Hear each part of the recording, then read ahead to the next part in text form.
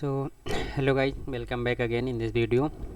So last video में हम NCERT class 9th mathematics का जो चैप्टर 9 है सर्कल्स चैप्टर, उसमें एक्सरसाइज 9.3 के पहले के जो भी कॉन्सेप्ट थे और थ्योरम्स वगैरह थी up to theorem 9.11 right, up to theorem 9.11 हमने पढ़ा था। और उससे फिर जो एग्जाम्पल 2 टू एग्जाम्पल 5 मतलब 4 एग्जाम्पल्स को भी हमने समझा था लास्ट वीडियो में। ओके, सो इस वीडियो में हम एक्सरसाइज 9.3 के जितने भी क्वेश्चंस हैं वो अटेम्प्ट करेंगे वन बाय वन। तो देखते हैं इसमें। Okay, so we will now go to the exercise 9.3. सो in this exercise, so first we will take the first question. So question number 1. So in question number 1 it is given that there is a one circle. So एक figure दिया गया है, पहले मैं figure को draw कर लेता हूँ, फिर मैं उसको एक्सप्लेन करता हूँ कि क्या निकालना है। So one circle is given. Okay, circle मुझसे थोड़ा यहाँ पे टेढ़ा मेढ़ा भी बन रहा है। One time I will just okay. So ये हो गया सर्कल। इसको बार बार बुक वगैरह कॉपी पे आप ड्रॉ करोगे तो अच्छे से ड्रॉ हो जाएगा, बट मेरे से थोड़ा उतना अच्छा नहीं ड्रॉ हो पाता क्योंकि मैं ये इलेक्ट्रॉनिक पेन्स वगैरह लिया हूँ। So in this figure there is a point P. Okay, so this point and this point. Okay, and there is another point. Okay, now this I will change the color of my pen. Okay, so these points are given A. I will increase the thickness of this pen a little bit. Okay, now it is fine. So A, B, C, and this point is given O. मतलब center of the circle is given O, and this is the point D. It is not P, this is the point D. Okay, so here in this figure, so it is given that क्या क्या given है, first we will write given that angle BOC. So angle BOC is given 30 degree and angle AOB is given that 60 degree. Okay, so these two angles are given, and now we have to find out this is the point on the circle other than the arc ABC. तो ABC arc जो है, ये वाला जो arc है ABC, इसके अलावा जो सर्कल पे एक पॉइंट डी है, तो हमें फाइंड आउट क्या दिया गया है, find out angle ADC right. So ये हमें निकालना है। Okay, so we will see how to solve this. So इसमें एंगल BOC क्या है, तो angle BOC this angle is given 30 degree, and now another angle is AOB. so AOB मतलब this angle, so this is given 60 degree right. so हमें ADC angle पता है, तो हमने एंगल सबटेंडेड बाई आर्क वाले उसमें पढ़ा था, तो उसमें एक थ्योरम थी, थ्योरम 9.7 राइट। सो थ्योरम 9.7 को हम यहाँ पे इन्वोक करेंगे।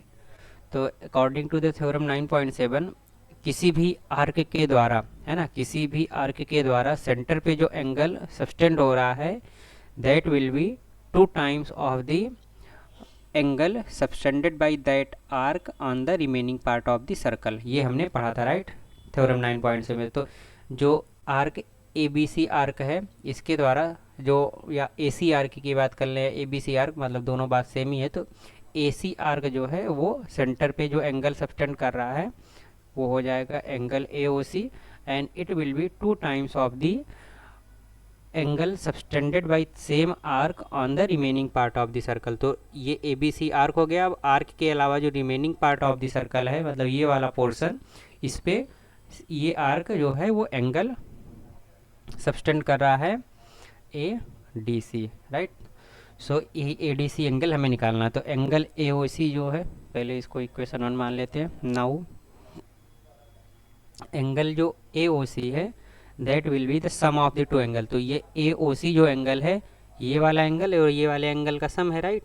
सो ये इट विल बी ये A O B plus angle B O C, right. So AOB is given 60 degree and BOC is given 30 degree, right. So it will come 90 degree. So angle AOC is 90 degree, right. So this is equation 2. अब AOC की value जो है वो जो equation 1 है उसमें put करेंगे। Now from equation 1 and 2, तो यहाँ से AOC की वैल्यू यहाँ पे ले जाके पुट करेंगे। ओके, सो यहाँ पे 90 degree plus 2 times of angle ADC। So यहाँ से एंगल ADC जो निकल के आएगा 90 degree divided by 2, so it will be 45 degree. So angle ADC will be equal to the 45 degree. So this will be our answer. Okay, so ये answer हो जाएगा। Okay, now in the second question there is also given, अच्छा इसमें figure नहीं दिया गया, तो इसमें क्या दिया गया है कि a chord of a circle is equal to the radius of the circle, find the angle subtended by the chord at the point on the minor arc and also at a point on the major arc, right. So इसमें क्या दिया गया है, आगे बढ़ते हैं पहले। तो question number 2, right. So in question number 2 में क्या गिवन है, एक कॉर्ड ऑफ द सर्कल। तो एक सर्कल पे यहाँ पे भी हमें पहले एक सर्कल यहाँ से ड्रॉ करते हैं, राइट। हमें फिगर को राइट साइड में ड्रॉ करेंगे, क्योंकि यहाँ से लिखना शुरू करेंगे तो ज़्यादा स्पेस हो जाएगा। सो एक सर्कल ये दिया गया है, इस सर्कल में chord of a circle is equal to the radius of the circle. तो इसमें एक कॉर्ड है, तो कॉर्ड मान लो हमने एक ये कॉर्ड AB ड्रॉ कर दिया, right. So this cord is AB and this is the centre of the circle O। So this cord AB की जो लेंथ है वो मतलब कोई भी कॉर्ड होगा सर्कल का, तो वो सर्कल को 2 पार्ट में डिवाइड करता है, राइट। एक मेजर आर्क, ये एक मेजर आर्क AB हो जाएगा, और एक ये छोटा वाला जो है ये माइनर आर्क AB हो जाएगा। ओके, सो और ये सर्कल का सेंटर हो गया। तो ये कॉर्ड जो है ये पूछ रहा है find the angle subtended by the chord at a point on the minor arc and at a point on the major arc. तो अब ये कॉर्ड जो है, एक हम मेजर आर्क पे एक पॉइंट लेते हैं, मेजर आर्क पे मैंने मान लो पॉइंट D ले लिया, और माइनर आर्क पे हमने पॉइंट C ले लिया, है ना। तो मेजर आर्क पे एक पॉइंट लिया, तो ये कॉर्ड मेजर आर्क के उस पॉइंट पे कितना एंगल सबटेंड करेगा वो निकालना है। तो इसका मतलब ये होगा कि हमें ये एंगल निकालना है। एंड माइनर आर्क पे जो पॉइंट C लिया है, इस पे ये कॉर्ड कितना एंगल सबटेंड करता है, तो ये एंगल निकालना, राइट। दिस एंगल और दिस एंगल हमें निकालना है। सो अब ये सेंटर है, सो ये सेंटर हो गया। तो सेंटर को A और B पॉइंट से जो है उसको मिला देंगे, तो दिस इज सेंटर। सो इसमें ये दोनों पॉइंट को मिला दिया, तो यहाँ पे ये लेंथ और ये लेंथ, राइट। ऐसा दिया गया है गिवन दैट AB जो है वो रेडियस के बराबर है, equal to the radius of circle. So इसका मतलब ये हुआ कि AB OA और OB के बराबर है, right. So that means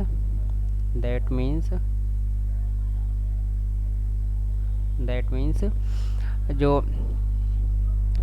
triangle OAB बन रहा है इज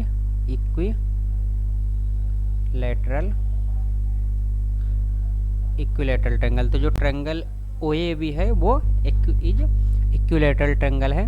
तो यहाँ पे जैसे मैं ये सब ट्रायंगल का सिंबल बना दे रहा हूँ, आप चाहो तो ये बना सकते हो, बट एग्जाम में जैसे यहाँ पे बना दिया ट्रायंगल ओ ए बी लिख रहे हैं तो ये तो सही है, बट यहाँ पे मैं ट्रायंगल का सिंबल बना दिया तो आपको एग्जाम में ऐसे सिंबल नहीं बनाना होगा, आपको पूरा ट्रायंगल वर्ड वहाँ पे लिखना पड़ेगा। ओके, सो अब अगर ये दिस इज इक्विलैटरल ट्रायंगल है तो दैट मीन्स कि जो ये एंगल है, ये एंगल क्या होगा, ये 60 डिग्री होगा। ओके, और सिमिलरली ये एंगल भी 60 डिग्री होगा और ये एंगल भी 60 डिग्री होगा, क्योंकि इक्विलैटरल ट्रायंगल के जो तीनों इंटरनल एंगल होते हैं वो 60 डिग्री होते हैं। ओके, सो अभी हमने वो थ्योरम में पढ़ा था, तो इसका मतलब that means angle A O B, angle O A B and angle O B A will be equal to 60 degree, है ना। अब by theorem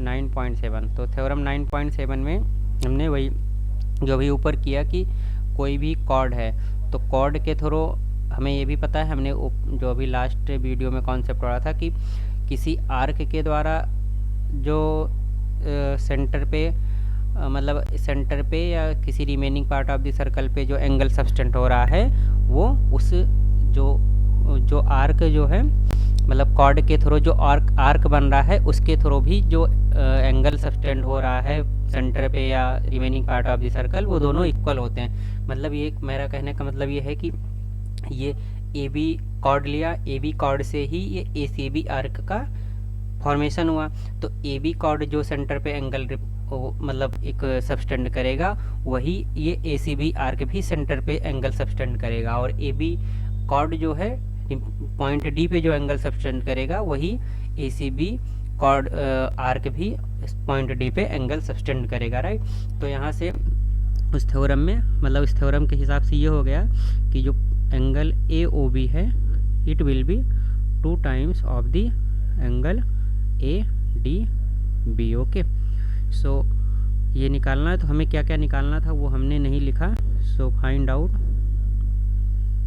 it is given find out, तो हमें क्या निकालना है, फाइंड आउट हमें एंगल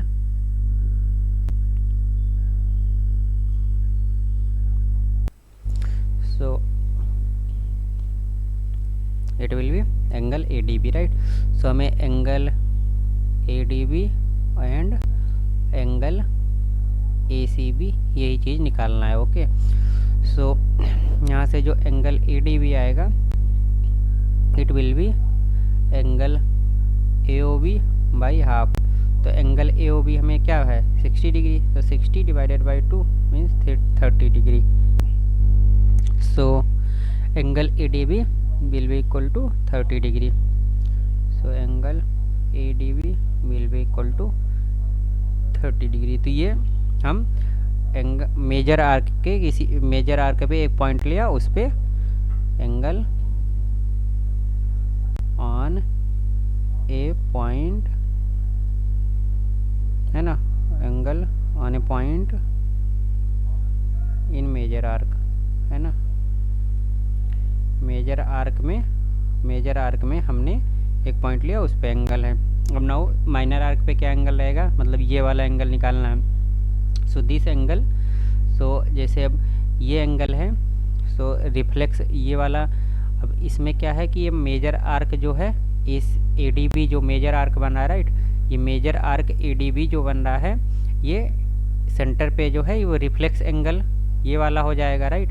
ये एंगल सब्सटेंड कर रहा है, तो उसका जो हमने अभी लास्ट वीडियो में जो कॉन्सेप्ट भी पढ़ा था, मतलब कुछ पुराने इसके पहले जो वीडियोज हैं उसमें हमने रिफ्लेक्स एंगल वाला भी एक पढ़ा था, राइट, कि आर्क के थ्रू मतलब जब मेजर आर्क हो, ये तो माइनर आर्क वाला तो सिंपल लगता है, मेजर आर्क वाला बहुत कम अप्लाई में मतलब होता है, तो मेजर आर्क के थ्रू भी जो एंगल आता है वो रिफ्लेक्स एंगल सब्सटेंड करता है मेजर आर्क, राइट। क्योंकि ये सर्कल के डायमीटर से सेमी सर्कल से तो ज़्यादा ही बड़ा होता है, तो ये हमेशा सेंटर पे रिफ्लेक्स एंगल सब्सटेंड करेगा, और रिफ्लेक्स एंगल जो होता है वो माइनर आर्क पे कोई पॉइंट लोगे तो उसके वो जो एंगल होगा वही सेम काउंटर, मतलब इस एंगल का 2 टाइम्स जो होगा इस एंगल के बराबर होगा। कॉन्सेप्ट तो वही रहेगा, but instead of this minor angle, मतलब इंस्टेड ऑफ दिस एंगल जो एक्यूट एंगल है वहाँ पे हमें रिफ्लेक्स एंगल लिखना पड़ता है। यही कॉन्सेप्ट हमने पढ़ा था। ओके, सो इसमें on angle on a point in minor arc, right, minor arc. So minor arc में पॉइंट लेंगे तो यहाँ पे आ जाएगा कि रिफ्लेक्स एंगल है ना, reflex angle AOB will be 2 times of angle ACB। वो हमने आपको समझाया, राइट। क्योंकि यहाँ पे क्या है कि ये जो मेजर आर्क जो है, ये कॉर्ड के थ्रू 2 आर्क बन रहे हैं, एक माइनर आर्क और एक मेजर आर्क, राइट। तो माइनर आर्क सेंटर मतलब मेजर आर्क, ये माइनर आर्क पे इस कॉर्ड के थ्रू जो मेजर आर्क पे एक पॉइंट लिया तो उस पर ये कॉर्ड कितना एंगल सबटेंड कर रहा है वो हमने यहाँ से निकाल लिया। बट यही कॉर्ड माइनर आर्क पे कितना एंगल सबटेंड करेगा वो हमें ये एंगल निकालना है। तो ये एंगल वही सेम थ्योरम निकालेंगे। तो ये वाला जो मेजर आर्क है, या चूँकि अब ये क्या है कि कॉर्ड जो है तो 2 आर्क में डिवाइड कर रहा है, तो मतलब ये कॉर्ड जो यहाँ पे एंगल सबटेंड करेगा वही ये मेजर आर्क भी इस पॉइंट पे एंगल सबटेंड करेगा, है ना। वही कॉन्सेप्ट जो मैंने मतलब पिछले अभी पढ़े थे इसके पहले कि कॉर्ड के थ्रू जो एंगल सबटेंड हो रहा है या आर्क के थ्रू जो एंगल सबटेंड, वो दोनों एंगल सेम ही होते हैं। ये कॉन्सेप्ट भी हमने पढ़ा है।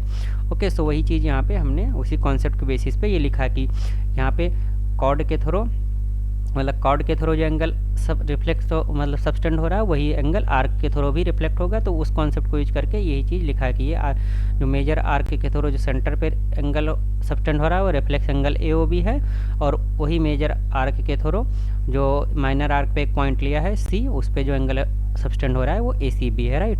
तो यहाँ से एंगल ACB जो होगा it will B reflex angle AOB divided by 2। तो अब रिफ्लेक्स एंगल AOB क्या होगा? अब जैसे रिफ्लेक्स एंगल निकालने के लिए ये एक्यूट एंगल हमें पता है, तो 3 टोटल एंगल अगर ऐसे पूरा सर्कल लेते हैं तो ये पूरा एंगल 360 होता है। तो उसमें से ये वाला पोर्शन घटा देंगे तो ये रिफ्लेक्स एंगल आ जाएगा, राइट। तो यहाँ से reflex angle AOB will be 360 minus 60, जो इंटरनल एक्यूट एंगल है उसको माइनस कर देंगे तो हमारा रिफ्लेक्स एंगल AOB पता चल जाएगा। Okay, so it will be divided by 2. Now it will come 300 divided by 2, so again it will come 150 degree, right. So 150 degree. So यहाँ से एंगल ACB जो है, जो कि माइनर आर्क पे एक पॉइंट लिया तो उस पे वो कॉर्ड को जो एंगल सबटेंड कर रहा है that will be equal to 150 degree. Okay, so this will be our answer. Okay, so I hope ये आपको समझ में आया। Now we will move to the question number 3. So in question number 3 क्या दिया गया देखते हैं। In question number 3 it is given that एक फिगर बनाया गया 9.24। तो सबसे पहले मैं फिगर ड्रॉ कर लेता हूँ। ओके, सो फिगर जब ड्रॉ करेंगे सो यहाँ पे राइट साइड में ड्रॉ करता हूँ, राइट। एक सर्कल दिया गया है। ओके, इस सर्कल पे एक सेंटर हमने सर्कल का ले लिया है, एक पॉइंट लिया गया है O, देन वन आर्क जो कि PR है। ओके, ये आर्क P और आर्क लिया गया है, O से इसको मिलाया गया और इसको इधर मिलाया गया है, and again with the centre also these points have been joined. Okay, so this way the diagram was shown in the figure 9.24. ये figure 9.24 है। ओके, so इसमें दिया गया है given that angle PQR equal to 100 degree. Okay, where PQ are the points on a circle. So PQR, okay, sorry, this center was given O and this point is given as a Q. Okay, and point on circle, find the angle OPR. Find angle OPR, हमें OPR ये वाला angle हमको निकालना है। Okay, सो और PQR means PQR, this angle has been given. So this angle 100 degree दिया गया है और हमें OPR ये छोटा वाला जो एंगल है ये हमें निकालना है। सो इसको जब सॉल्व करेंगे तो इसमें भी अगर आप देखोगे तो ये मेजर आर्क है राइट, PR जो है ये मेजर आर्क है। तो यहाँ पे जो एंगल ये सबस्टेंड हो रहा है दिस एंगल POR का रिफ्लेक्स एंगल होगा राइट। ये क्या होगा, ये POR का रिफ्लेक्स एंगल होगा। दिस पॉइंट इज और ओके, जो मैंने काट पीट कर दिया, I will fresh name it okay. This point is O। सो ये हो गया। नाउ बाय थ्योरम 9.7 इसमें भी रिफ्लेक्स एंगल POR राइट। यहाँ पे ये मेजर आर्क है, मेजर आर्क हमेशा रिफ्लेक्स एंगल ही सबस्टेंड करेगा सेंटर पे। तो ये POR मतलब एंगल ये हो गया नॉर्मल एंगल, एक्यूट एंगल। अब उसका रिफ्लेक्स एंगल जो है वो POR मतलब ये बड़े वाले एंगल रिफ्लेक्स एंगल की बात हुई। तो इस आर्क के थोड़े सेंटर पे जो एंगल सेंटर पे जो एंगल सबस्टेंड हो रहा है that angle POR will be 2 times of the angle subtended by this arc on the point taken on the remaining part of the circle। तो Q point जो है remaining part of the circle पे point लिया तो ये angle जो है PQR का 2 times होगा। सो रिफ्लेक्स एंगल POR जो है it will be 2 into 200 okay. So no 2 into 100 right. So ये 200 डिग्री आ गया reflex angle POR okay. So ये हो गया। अब रिफ्लेक्स एंगल अगर हमें पता है, ये रिफ्लेक्स एंगल पता है तो नॉर्मल एंगल POR हम निकाल सकते हैं। चूँकि ये एंगल 200 डिग्री है तो ये एंगल 360 माइनस 200 हो जाएगा, तो ये उतना एंगल आ जाएगा राइट। तो एंगल नाउ एंगल POR की जब अगर रिफ्लेक्स वर्ड आगे नहीं लगाए तो मतलब नॉर्मल एंगल की बात करें, मतलब ये वाले एंगल की बात करें तो it will be 360 minus reflex of angle POR right. So 360 minus 200 so इसको आप करेंगे तो it will be 160 degree right. So angle POR will be 160 degree okay. So ये हो गया। नाउ हमें अब यहाँ पे एक ट्रेंगल बन रहा है राइट। तो ट्रेंगल OPR की बात करें तो ट्रेंगल OPR में ये एंगल और ये एंगल का जो सम होगा वो इक्वल होगा okay. So now take the triangle, मतलब इक्वल नहीं होगा, मतलब वो 3 एंगल हैं तो उसमें क्या है कि angle now take triangle OPR। तो ट्रेंगल OPR में 2 प्रॉपर्टीज हमें यूज करना है राइट। यहाँ पे क्या है कि ट्रेंगल में हमें पता है कि हमने जो इक्वल साइड्स के जो अपोजिट एंगल होते हैं वो इक्वल होते हैं right. Angle opposite to the opposite of the equal side. तो जैसे ये भी एक सर्कल, ये क्या है, ये सर्कल का रेडियस है, ये भी सर्कल का रेडियस है। तो इस ट्रेंगल में ट्रेंगल OPR में वो दोनों जो ये OP और OR जो है वो रेडियस है, मतलब ये जो ट्रेंगल बन रहा है तो ये रेडियस है तो मतलब ये दोनों इक्वल ही होंगे right. OP will be equal to OR। So OP और OR आर इक्वल होंगे, क्योंकि क्यों, रेडियस ऑफ सर्कल, वो रेडियस के सर्कल हैं। तो दैट सो अब अगर वो दोनों साइड, ये ट्रेंगल की 2 साइड्स है, अगर ये दोनों इक्वल हैं तो जो एंगल OPR बन रहा है it will be equal to the angle ORP है ना। क्यों, क्योंकि angle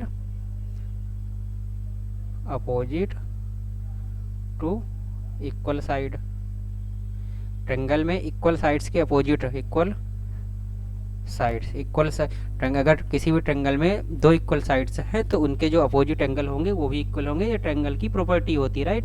so this we will assume the equation 1। तो इसको इक्वेशन 1 मान लो। अब हमें क्या है कि हमें पता है कि ट्रेंगल में एंगल सम प्रॉपर्टी होती है।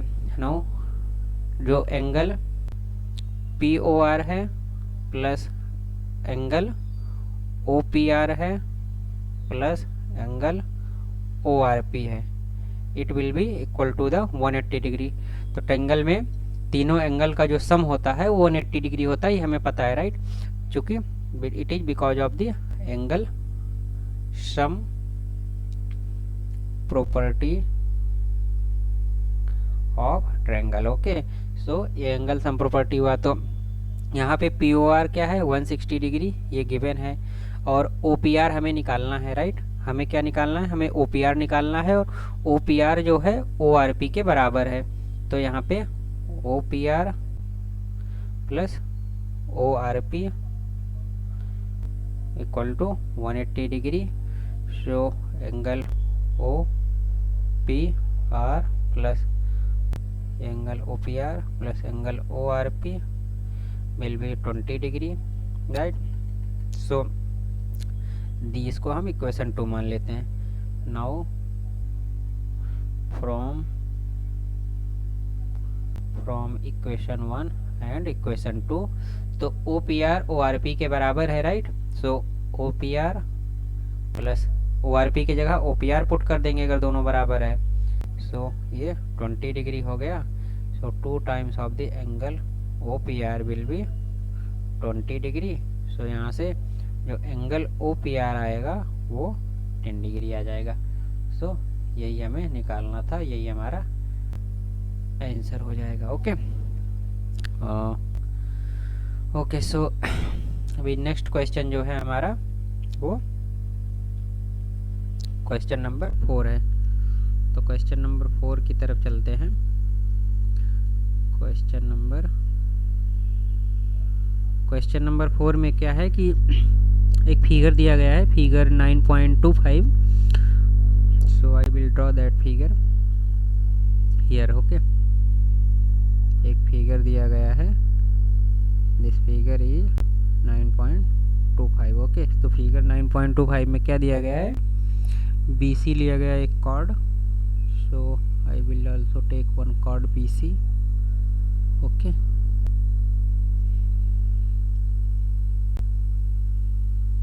आई will also take one chord BC। Then A point लिया गया है यहाँ पे, A पॉइंट, और फिर एक D पॉइंट भी लिया गया, यहाँ पे पॉइंट D लिया गया है। सो A को इधर मिलाया गया है ऐसे,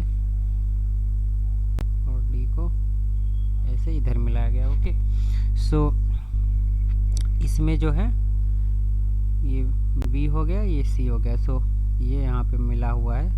सो A B C D है ना, 4 पॉइंट होंगे। तो इसमें given that angle ABC, so ABC मतलब this angle, right, this whole angle is given 69 degree. ये क्या दिया है 69 डिग्री। एंड एंगल, एक एंगल और दिया ACB। So ACB means this angle, right. So ये 69 डिग्री दिया गया है, और ACB जो एंगल है ये 31 डिग्री दिया गया है। सो ACB इज 31 डिग्री। फाइंड, हमें क्या निकालना है, हमें निकालना है एंगल BDC। तो BDC मीन्स दिस एंगल हमें निकालना है। ओके, सो इसमें BDC ये वाला एंगल हमें निकालना है, BDC ये निकालना है। ओके, सो इसमें देख के तो आइडिया ही लग रहा है कि चूँकि एक कॉर्ड के थ्रू या सेम आर्क के थ्रू ये एंगल बराबर होगा, क्योंकि एक ही कॉर्ड के थ्रू ये मतलब एंगल सबटेंड हो रहा है, राइट, रिमेन 2 पॉइंट पे।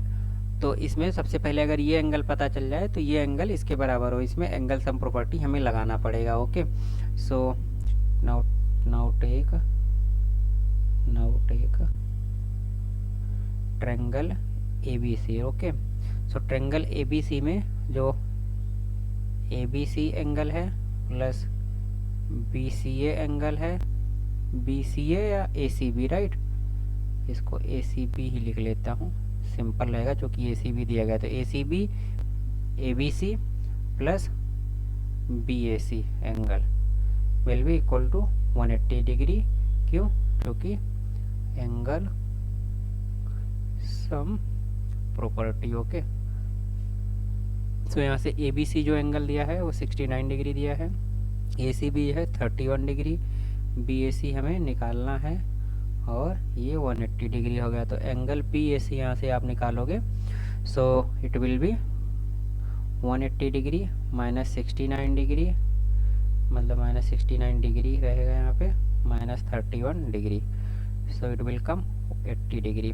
तो एंगल BAC जो आया वो 80 डिग्री आया, है ना। Now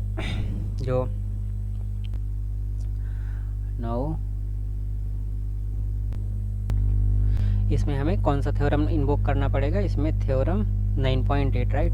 now theorem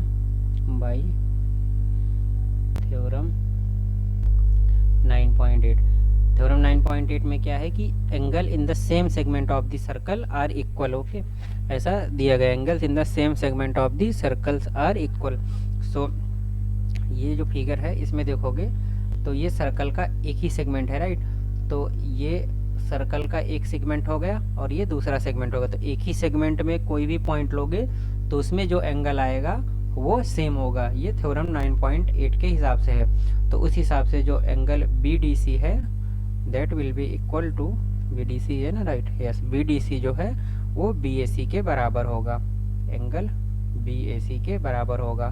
so angle BAC क्या दिया गया है, एंगल BAC 80 डिग्री दिया गया है, तो एंगल BDC जो है वो 80 डिग्री हो जाएगा। यहाँ से इसको इस पे पुट कर दिया। ओके, तो ये 80 डिग्री हो गया और BDC ही हमें निकालना है, तो ये वही आंसर हो गया। तो इसमें थ्योरम 9.8 को लगाया है। तो उसमें क्या है कि जैसे ये कोई सर्कल लिया, राइट, अब उस सर्कल में कोई भी कॉर्ड लोगे, कुछ भी लोगे, तो इसमें दो सेगमेंट बनेंगे, राइट। तो एक सेगमेंट ये पूरा बन रहा है, राइट, ये पूरा एक सेगमेंट हो गया और एक सेगमेंट ये हो गया। तो एक सेगमेंट में ही अगर कोई भी पॉइंट लो, यहाँ पे ले लो, यहाँ पे ले लो, यहाँ पे ले लो, यहाँ पे ले लो, कोई भी पॉइंट ले लो, तो इस सेगमेंट में कोई भी पॉइंट लोगे, इस पे जितने भी एंगल ये कॉर्ड के थ्रू सबटेंड हो रहे हैं, ये सारे एंगल, ये और ये सारे एंगल सेम होंगे। तो वही इस थ्योरम 9.8 में समझाया गया है। ओके, सो ये क्वेश्चन नंबर 4 हो गया। Now coming to the question number 5। Okay, so question number 5 में क्या गया वो देखते हैं। So in question number 5 figure 9.26 जो है वो दिया गया, तो उसको पहले हम ड्रॉ करते हैं, then we will discuss what to calculate. So there is also one circle is given and एक आर्क दिया गया है BC, then one point is D point is here, A point is here, okay, somewhere this is B and this is C, और ये वाला point इधर मिलाया गया है, this here, ये जो इंटरसेक्शन पॉइंट है this is E, and then अच्छा इन दोनों को भी, इन सबको भी मिलाया गया है, इसको भी मिलाया गया है, इसको भी ज्वाइन कर दिया गया है। Now this angle has been given how much, 130, right. So 130 degree this angle and this angle is given 20 degree. Okay, so ABCD are the 4 point on the circle, AC and BD intersect at point E such that angle BEC, so given that angle BEC जो है वो 130 degree है and ECD angle EC and D it is given that 20 degree, right. और हमें क्या निकालना है, find the angle BAC। तो एंगल हमें BAC एंगल निकालना है। Okay, so BAC means this angle, right. So अगर ये एंगल हमें पता चल जाए तो सेम लॉजिक जो अभी लास्ट क्वेश्चन में हमने अप्लाई किया था, तो दिस एंगल अगर हमें पता चल जाए तो हम ये वाला एंगल इसके बराबर ही होगा, तो वो हम निकाल सकते हैं, राइट। सो इसमें ADC जो एंगल होगा वो निकालते हैं। तो इसमें BED एक लाइन है, राइट। तो ये लाइन है तो ये वाला एंगल और ये वाला एंगल लीनियर पेयर एंगल है। ओके, सो इसमें ऐसे निकालेंगे, क्योंकि देखो ये वाला ये एक पूरी एक लाइन है राइट। सो ये एंगल और ये एंगल का सम 180 डिग्री होगा, तो इसमें से माइनस कर देते ये एंगल पता चल जाएगा। फिर ये ट्रायंगल में एंगल सम प्रॉपर्टी लगाएंगे, तो ये एंगल 180 से माइनस कर देंगे तो ये पता चल जाएगा, और this angle will be equal to this angle by using the theorem 9.8 right.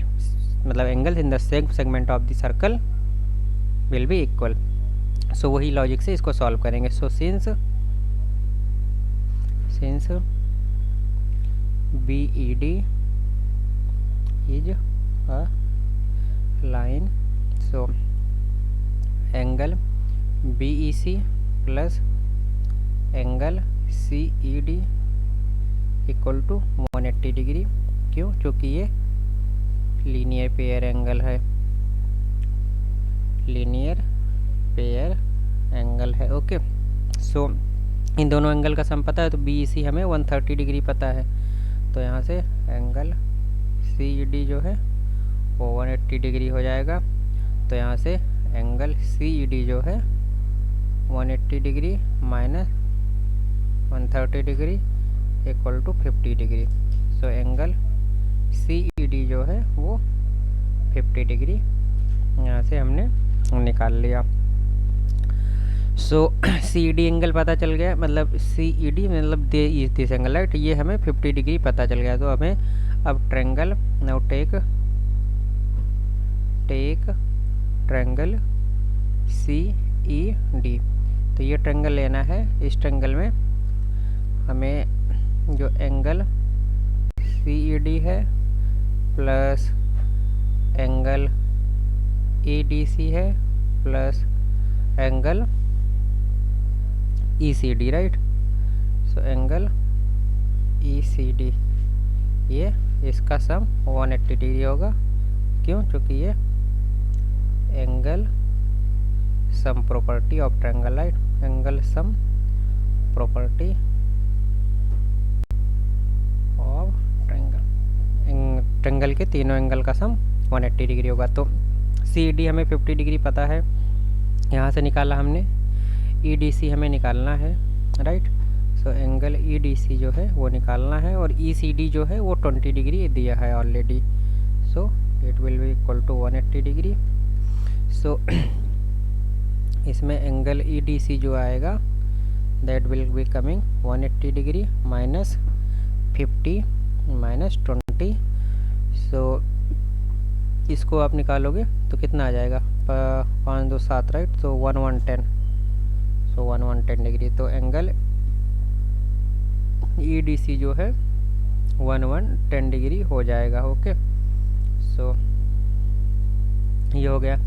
So EDC जो एंगल है, this EDC angle will be equal to the BDC angle. क्यों? क्योंकि EDC और BDC मतलब सेम ही एंगल की बात कर रहे हैं राइट। EDC भी बात कर रहे हो तो EDC मतलब यही एंगल, BDC मतलब यही एंगल, तो EDC BDC के बराबर होगा। So this angle will be equal to the angle BDC, क्योंकि ये सेम ही एंगल है राइट। सो यहाँ से BDC एंगल हमें पता चल गया। Now using theorem 9.8, so same segment में है ना, किसी सर्कल के सेम सेगमेंट में जो एंगल्स होते हैं वो सेम होते हैं। तो उस लॉजिक से जो है यहाँ पे जो एंगल ये बन रहा है, क्योंकि ये सर्कल हुआ, सर्कल का एक सेगमेंट ये हुआ, ये कॉर्ड मतलब ये कॉर्ड के थ्रू, तो एक सेगमेंट जब ये कॉर्ड इंटरसेक्ट कर रहा है सर्कल को दो पार्ट में, तो एक सेगमेंट ये बना, तो सेम सेगमेंट में जो एंगल होगा वो सेम होता, तो ये एंगल सेम होगा, तो BAC BDC एंगल के बराबर होगा। तो angle BAC will be equal to the angle BDC। Okay, so ये 110 डिग्री हो जाएगा। तो यहाँ से एंगल BAC जो है इसको तो हटा देते हैं, तो भाई इस वाले लॉजिक से BAC BDC के बराबर होगा, और BDC जो है वो 110 डिग्री हमने ऊपर निकाला है। तो ये यही इसका आंसर हो जाएगा, और हमें एंगल BAC ही निकालना था। ओके, सो ये हो गया। नाउ क्वेश्चन नंबर 6, तो क्वेश्चन नंबर 6 में क्या दिया गया कि ABC जो है एक cyclic ABCD is a cyclic quadrilateral whose diagonal intersect at point E, right. So यहाँ पे पहले हम फिगर ड्रॉ कर लेते हैं। तो फिगर में यहाँ पे फिगर ड्रॉ करते हैं। तो साइक्लिक क्वाड्रिलेटरल वाला कॉन्सेप्ट भी हमने लास्ट वीडियो में पढ़ा था कि चारों पॉइंट, तो A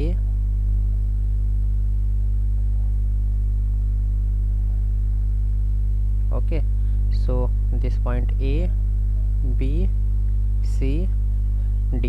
तो साइक्लिक क्वाड्रिलेटरल क्या होता है? वो क्वाड्रिलेटरल जिसमें अपोजिट एंगल्स के जो पेयर होते हैं उनका जो सम होता है 180 डिग्री होता है, राइट। तो एंगल A और एंगल C, ये एंगल और ये एंगल का सम 180 डिग्री होगा, एंगल B और एंगल D का सम 180 डिग्री होगा। तो वो क्वाड्रिलेटरल साइक्लिक क्वाड्रिलेटरल होंगे। ओके, सो ABCD एक साइक्लिक क्वाड्रिलेटरल हुई diagonal intersect at point E। तो इनके जो डायगोनल्स हैं वो पॉइंट E पे इंटरसेक्ट करते हैं। तो ये डायगोनल्स हमने ड्रॉ किया और ये इनका पॉइंट ऑफ इंटरसेक्शन E हमने यहाँ पे ड्रॉ कर लिया। ओके, सो आगे दिया कि इफ एंगल DBC, तो एंगल DBC, तो दिस एंगल, ये वाला जो एंगल है ये कितना दिया गया है? ये 70 डिग्री दिया गया। ओके, तो ये 70 डिग्री दिया गया। Angle BAC is 30 degree. तो एंगल BA और C, ये एंगल जो है ये 30 डिग्री दिया गया है। ओके, ये हो गया।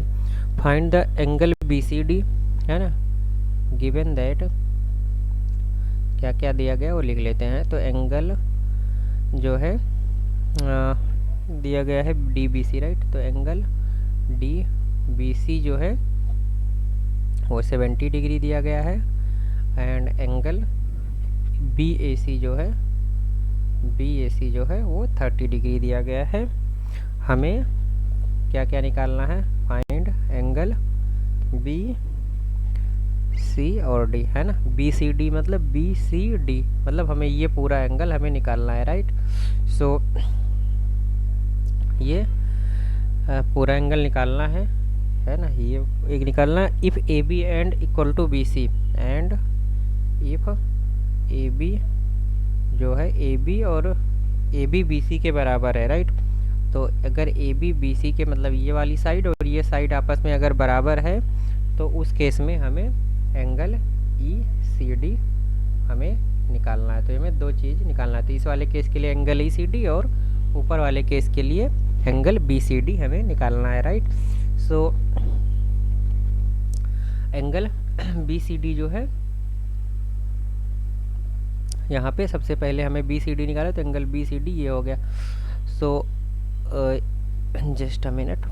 ओके, सो अब अगर हमें ये एंगल निकाला, साइक्लिक क्वाड्रिलेटरल हमने बताया कि अपोजिट एंगल के जो मतलब अपोजिट एंगल्स होते हैं उनके पेयर्स का जो सम होता है वो 180 डिग्री होता है, राइट। सो यहाँ पे ये एंगल और ये एंगल का सम 180 डिग्री होगा। तो ये हमें पता है, ये हमें कहीं से पता होना चाहिए, राइट। सो अगर हम DC को एक ये आर्क मानते हैं, फॉर आर्क DC, तो ये एंगल के बराबर होगा, राइट। सो पहले तो हम सिंस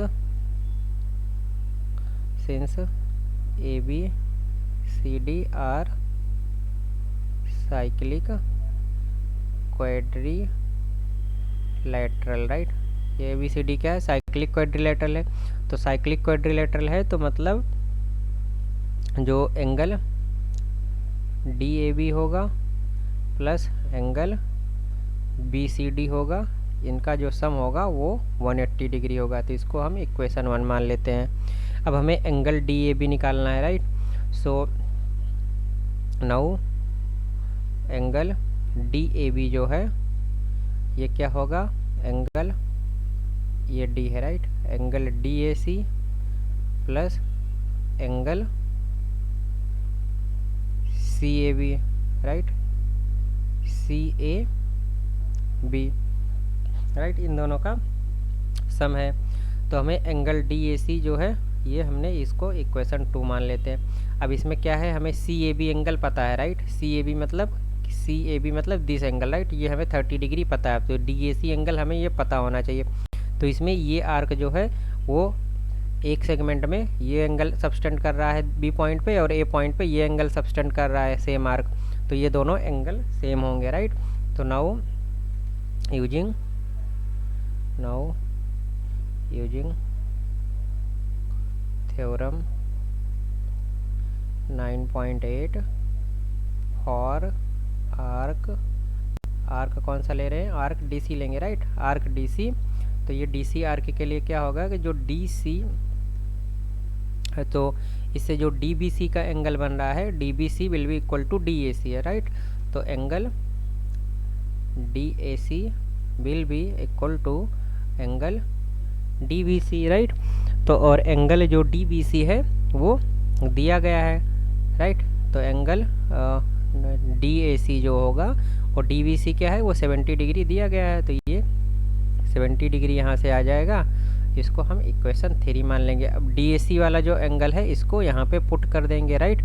नाउ फ्रॉम इक्वेशन 2, तो इक्वेशन 2 में जो एंगल DAB बन रहा है that will B 70 degree plus, और एंगल CAB या BAC जो है वो कितना दिया गया है 30 डिग्री, तो वो 30 डिग्री हो गया, तो ये 100 डिग्री आ जाएगा। तो एंगल DAB जो है वो 100 डिग्री आ गया, तो इसको हम इक्वेशन 4 मान लेंगे, राइट। अब इक्वेशन 4 में DAB का जो है और इक्वेशन 1 में ये पुट कर देंगे, तो यहाँ से BCD एंगल पता चल जाएगा। Okay, so from equation 1 and equation 4, so angle DAB जो है प्लस एंगल BCD, राइट, ये कितना 180 डिग्री दिया गया है, तो एंगल BCD, तो ये और DAB क्या है, यहाँ से हम ये इसकी वैल्यू यहाँ पुट कर देंगे 100 degree plus angle BCD plus 180 degree.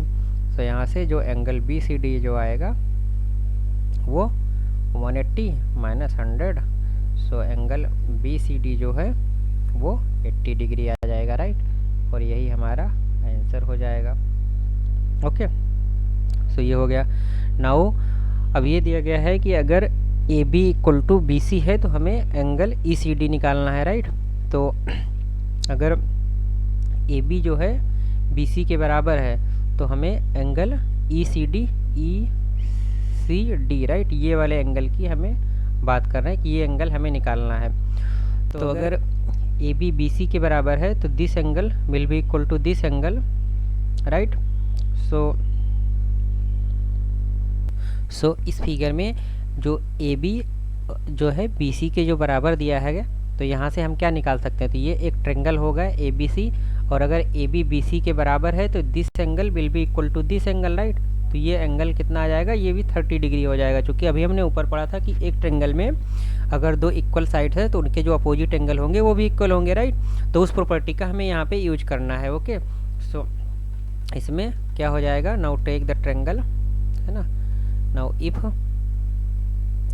AB equal to BC, so इन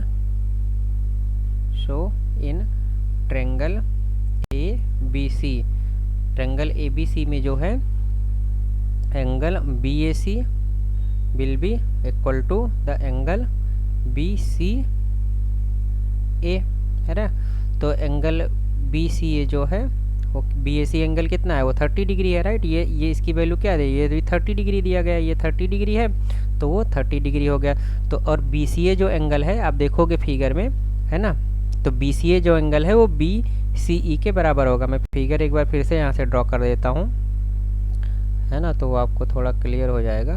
तो इस तरीके से हमारा ये हो गया था, ये A था, ये B था, ये C था और ये D है और ये इंटरसेक्शन। तो BCA एंगल होगा तो यही बात हो रही है, और BCE एंगल अगर यहीं पे टर्मिनेट करे तब भी यही एंगल होगा। तो एंगल BCE जो है वो एंगल BCA के बराबर होगा, चूँकि ये सेम ही एंगल है तो इससे 30 डिग्री आएगा। तो एंगल जो BCE है वो 30 डिग्री हो गया। ओके, तो ये 38 डिग्री का सिंबल है। तो ये 30 डिग्री हो गया, राइट।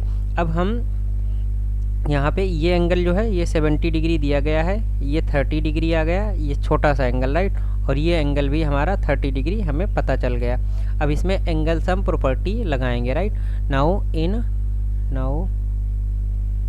इन ट्रायंगल डी बी सी, तो इस ट्रायंगल डी बी सी में जो एंगल बी डी सी होगा और फिर एंगल डी बी सी हो गया प्लस एंगल बी सी ई,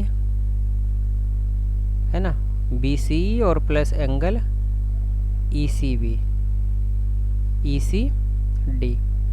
तो ये दोनों जो ब्रैकेट में मैं लिख रहा हूँ ये मतलब ये वाला जो पूरा एंगल है ये पूरे एंगल की बात कर रहे हैं, राइट। तो ये पूरा एंगल हो जाएगा, ओके। सो इसमें बी सी और ई सी डी ये मतलब पूरा एंगल जो सी फॉर्म हो रहा है वो हो रहा था। अब इसमें ये इतना एंगल 30 डिग्री पता है तो वो माइनस करके ये एंगल पता चल जाएगा। तो और दूसरी भी तरीके से इसको निकाल सकते हैं, चूँकि साइक्लिक क्वाड्रिलेटरल है तो ये एंगल हमें पता है, यहाँ पे हमने ये 70 निकाला था, ये 30, राइट। तो यहाँ पे ये 30 डिग्री है तो एंगल सी जो हो, एंगल सी और एंगल ए का जो सम होगा, एंगल सी और एंगल ए का जो सम होगा 180 डिग्री है, तो एंगल सी का जो आएगा ए का मतलब ये 7 + 30 जोड़ दोगे तो कितना आ जाएगा, एंगल सी जो है 180 डिग्री आ जाएगा। तो एंगल सी ये एंगल के दोनों का सम है ना, तो उसमें से भी आप निकाल सकते हो। तो ना हो तो डायरेक्ट साइक्लिक क्वाड्रिलेटरल के फॉर्मूले से ही मैं निकालता हूँ, अदरवाइज मतलब इससे भी निकालोगे तो सेम ही आएगा।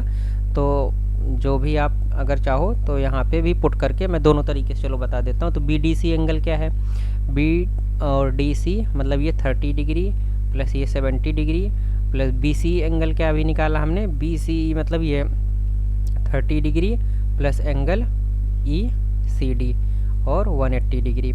फिर आप इसको जब सॉल्व करोगे तो 3 7 3 100 130, तो एंगल ई सी डी जो है 180 minus 130, so angle E C D जो आएगा वो 50 डिग्री आ जाएगा। तो एक ये तरीका हो गया।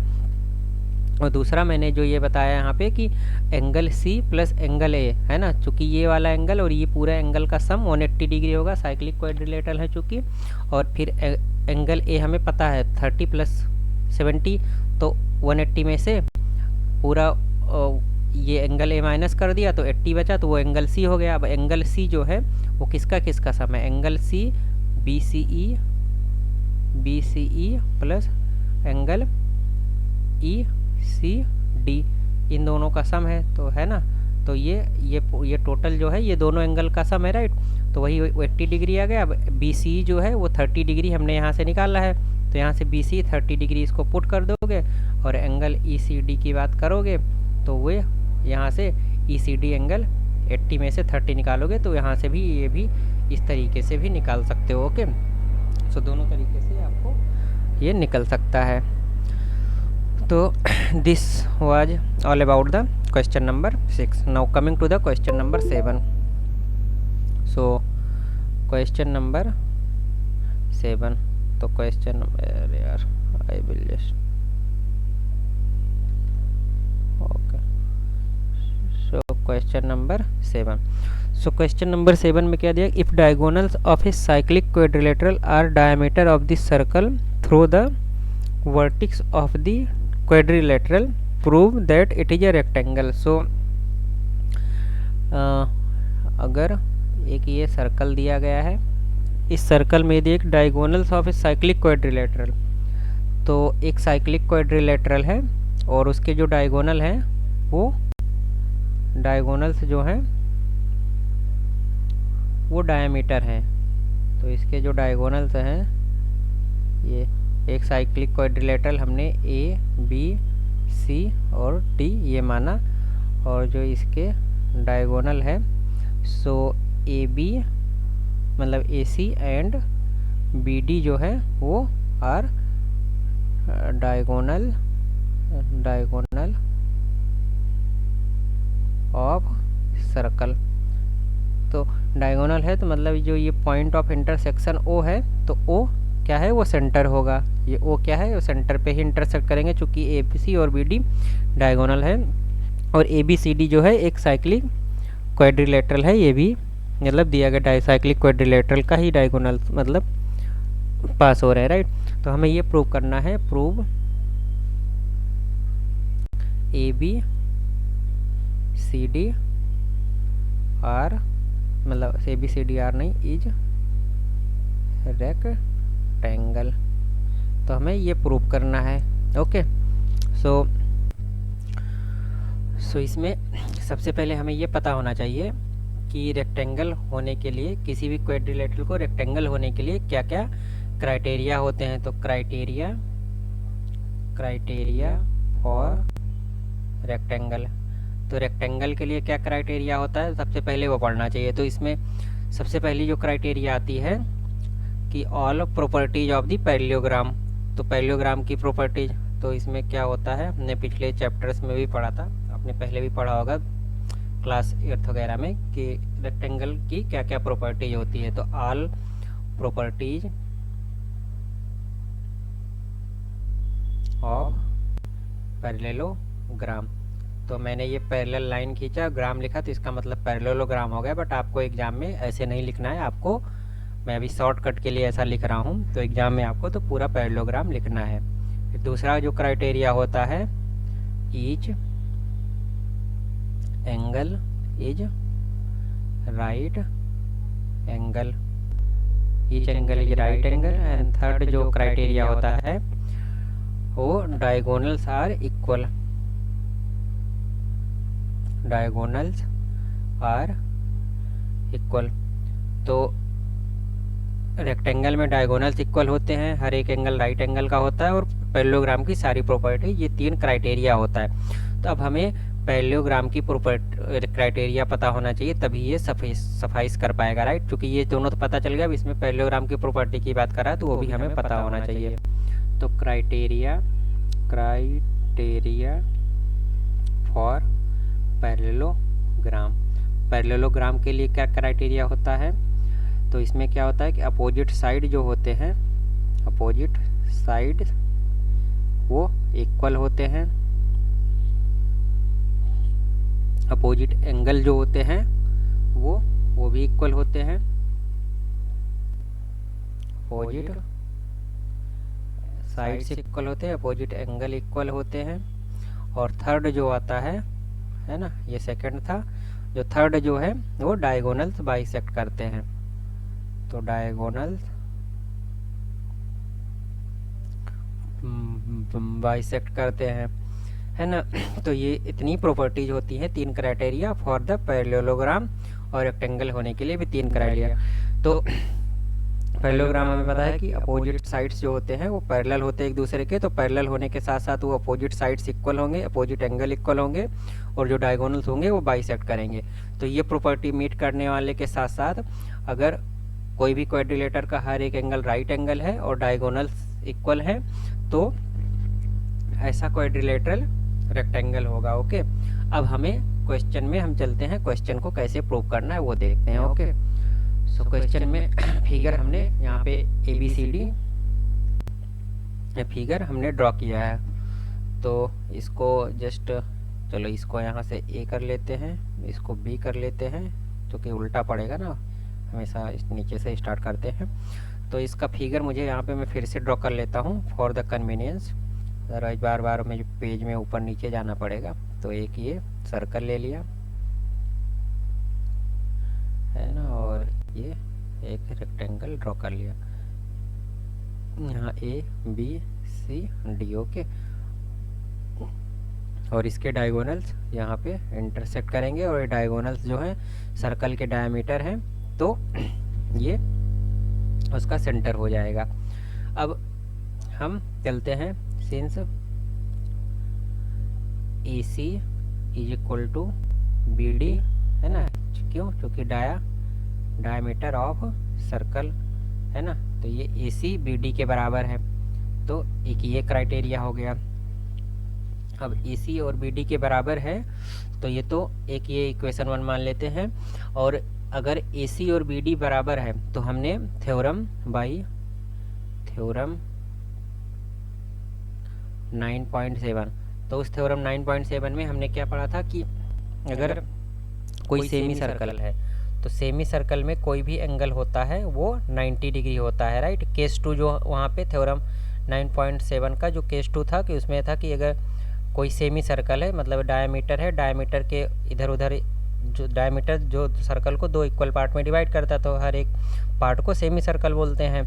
तो सेमी सर्कल में कोई भी पॉइंट पे ये एंगल बनेगा वो 90 डिग्री होगा। यहाँ लो कोई भी पॉइंट लो, तो सेमी सर्कल का जो कोई भी एंगल होगा वो 90 डिग्री होगा, right. So bye theorem 9.7 so angle in semi circle is right angle, right. तो सेमी सर्कल में जो एंगल होता है वो राइट एंगल होता है, ये हमने पढ़ा था। तो ये AC क्या है, AC डायगोनल है। अब DC डायगोनल है तो ये सेमी सर्कल में एंगल है, DB डायगोनल है तो ये भी सेमी सर्कल में एंगल है। फिर AC ये भी डायगोनल है तो ये सेमी सर्कल में एंगल है, और ये भी। तो ABCD सारी सेमी सर्कल में ही एंगल है। सो इसीलिए angle A plus angle B plus angle C plus angle D, ये वाला जो होगा, सॉरी मैंने सम कर दिया, right. So it will not be sum, equal to के साइन हो गया यहाँ पे, okay. So equal to angle B equal to C, मैंने इक्वल टू इसलिए लगाया क्योंकि सब एंगल 90 डिग्री होंगे, क्योंकि सारे के सारे जो पॉइंट्स हैं वो राइट एंगल में ही है, राइट। तो ये सारे एंगल 90 डिग्री पे होंगे, तो इसको हम इक्वेशन 2 मान लेंगे। Angle in the semicircle, ये क्यों होगा, क्योंकि angle in semicircle, okay. So ये हो गया। अब यहाँ पे अब हमने जो रेक्टेंगल होने के लिए प्रॉपर्टी होती है उसमें क्या था कि डायगोनल्स इक्वल होने चाहिए, ये हमने देख लिया। ईच एंगल राइट एंगल होना चाहिए, ये देख लिया। अब पैरेललोग्राम की प्रॉपर्टी, ये अभी हमने नहीं फुलफिल कर पाए, राइट। तो पैरेललोग्राम की प्रॉपर्टी मतलब अपोजिट साइड इक्वल होने चाहिए, अपोजिट एंगल तो यहाँ से ये भी फुलफिल हो गया, क्योंकि अपोजिट एंगल मतलब हर एक एंगल 90 डिग्री है, तो अपोजिट एंगल भी इक्वल है। और डायगोनल बाइसेक्ट कर रहे हैं, क्योंकि ये जो CO पॉइंट है ये क्या है, ये सेंटर हो गया सर्कल का। तो डायगोनल बाइसेक्ट कर रहे हैं, मतलब OA OC के बराबर और OB OD के बराबर, क्योंकि ये सब इक्वल ही होगा, क्योंकि ये सब सर्कल के रेडियस है। तो ये वाला जो क्राइटेरिया ये भी फुलफिल हो रहा है। अब हमें केवल अपोजिट साइड जो है वो इक्वल प्रूव कर दे, तो ये सारी क्राइटेरिया मीट करते हुए ये जो साइक्लिक क्वाड्रिलेटरल बन रहा है ये एक रेक्टेंगल हो जाएगा, ओके। सो इसमें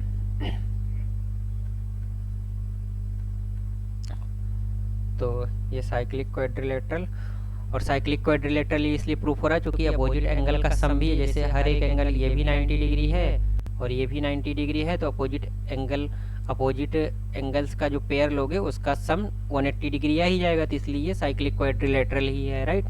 तो अब हमें प्रूव करना है, हमें ये प्रूव करना है कि जो अपोजिट साइड है वो इक्वल होती है, मतलब CD AB के बराबर है और BC AD के बराबर है, ये हमें प्रूव करना है, राइट। सो उसके लिए हम देखते हैं क्या करते हैं इसमें। So now take triangle BCD और ट्रायंगल DCB। सो BCD मतलब BCD, तो ये वाला एक ट्रायंगल लिया है ना, BCD मतलब ये ऊपर वाला ट्रायंगल, और DCB और ये BCD और DCB आई थिंक, अच्छा CB है, मैंने गलत ले लिया है, क्योंकि अब DCB लिया और हमें एक ये BCA लेना पड़ेगा, क्योंकि ये और ये इसके बराबर हमें प्रूव करना है। तो एक ये BCA वाला ट्रायंगल लेना पड़ेगा और एक ये BCD का ट्रायंगल लेना पड़ेगा। तो BCD एक ट्रायंगल लिया, दूसरा ट्रायंगल हमें ये वाला ले, तभी तो ये दो साइड इक्वल कर पाएंगे, राइट, बराबर प्रूव कर पाएंगे। तो एंगल CBA लिया। अब इन दोनों ट्रायंगल में जो है एक, अब इनमें देखते हैं क्या क्या इक्वल है। तो इसमें एंगल C जो है वो एंगल बी के बराबर हो जाएगा, राइट। सी बी के कोरस्पॉन्डिंग आ रहा है, तो एंगल सी और ये 90 डिग्री हमने इक्वेशन 2 में ये देखा है। Okay, angle C angle B के बराबर हो गया, और जो ए सी है ये बी डी के बराबर हो जाएगा, क्योंकि दोनों डायगोनल्स इक्वल दिए गए हैं। ए सी इक्वल टू बी डी है, तो ए और सी क्या लिया, ए सी लिया और डी बी लिया, तो यहाँ पे हमें डी बी लिखना पड़ेगा, है ना। कोरस्पॉन्डेंस मेंटेन करना होता है ना, कॉन्ग्रुएंस की क्राइटेरिया में। तो ये कॉन्ग्रुएंस की मतलब इसमें कॉन्ग्रुएंस दोनों ट्रायंगल को प्रूव कर देंगे, तो जो कॉरस्पॉन्डिंग पार्ट होंगे वो इक्वल होंगे, वही हमेशा लगाना पड़ेगा। ट्रायंगल के केस में जब भी कभी ऐसा आता है तो हमेशा कॉन्ग्रुएंस के थ्रू ही हम दो चीज़ों को इक्वल दिखा सकते हैं, तो हमें उसी डायरेक्शन में सोचना चाहिए। तो यहाँ पे जैसे मैंने ए सी लिख दिया, तो ए और सी मतलब थर्ड को लिखा, फिर फर्स्ट को लिखा, तो यहाँ भी थर्ड को और फर्स्ट को लिखा, तो ए सी डी बी के बराबर होगा। ये कैसे हो जाएगा, ये इक्वेशन 1 से हो जाएगा। ओके, तो ये दो चीज़ हो गया, और जो बी सी है वो सी बी के बराबर हो जाएगा। तो यहाँ बी सी लिया, तो यहाँ पे बी सी लिया, तो यहाँ पे सी बी हो जाएगा। तो यहाँ पे बी सी सी बी के बराबर हो जाएगा, क्योंकि ये कॉमन है। तो बी सी हो या सी बी हो, मतलब दोनों तो सेम ही चीज़ की बात कर रहे हैं। ओके, सो इसमें हमें are H S criteria fulfil होती हुई दिख रही है। आर एच एस क्राइटेरिया में क्या होता है कि, है ना, using R H S criteria, congruence criteria में क्या होता है कि एक राइट एंगल, एक हाइपोटेनस, तो राइट एंगल और हाइपोटेनस और कोई एक साइड, राइट। तो एक ट्रायंगल है मान लो, तो इसमें हाइपोटेनस और दूसरा ट्रायंगल ये है, राइट। तो इनको कॉन्ग्रुएंट प्रूव करने के लिए मैंने इसको गड़बड़ कर दिया, draw, I will just draw in the similar line. तो ये दोनों अगर ये दोनों राइट ट्रायंगल जो हैं, अगर ये कॉन्ग्रुएंस होंगे तो 90 राइट एंगल और ये हाइपोटेनस, है ना। तो आर का मतलब राइट एंगल दोनों इक्वल होने चाहिए, और हाइपोटेनस और इन दोनों साइड में से कोई भी एक साइड अगर इक्वल है तो वो आर एच एस क्राइटेरिया के थ्रू दोनों ट्रायंगल कॉन्ग्रुएंट होंगे, राइट। तो using R H S congruence criteria,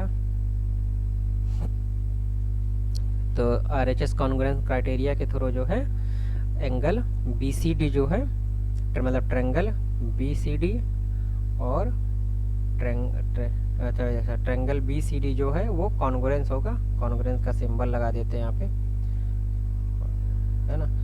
B C D will be congruent to triangle C B A, right.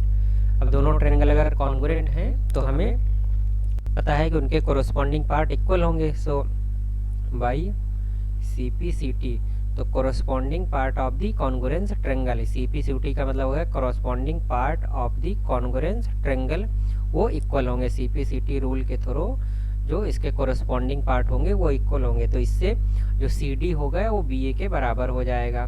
तो सी डी यहाँ से अगर ऐसे लिखने का भी आता है तो आप ये जब भी ये ट्रायंगल्स का लिखा जाता है नॉमेनक्लेचर, तो ये कोरस्पॉन्डेंसनेस को मेंटेन करते हुए लिखा जाता है। तो अगर यहाँ पे आप सी डी लिखोगे तो यहाँ पे आपको बी ए मस्ट होना चाहिए, वैसा ही उसी ऑर्डर में आना चाहिए। तो सी डी बी ए के बराबर होगा।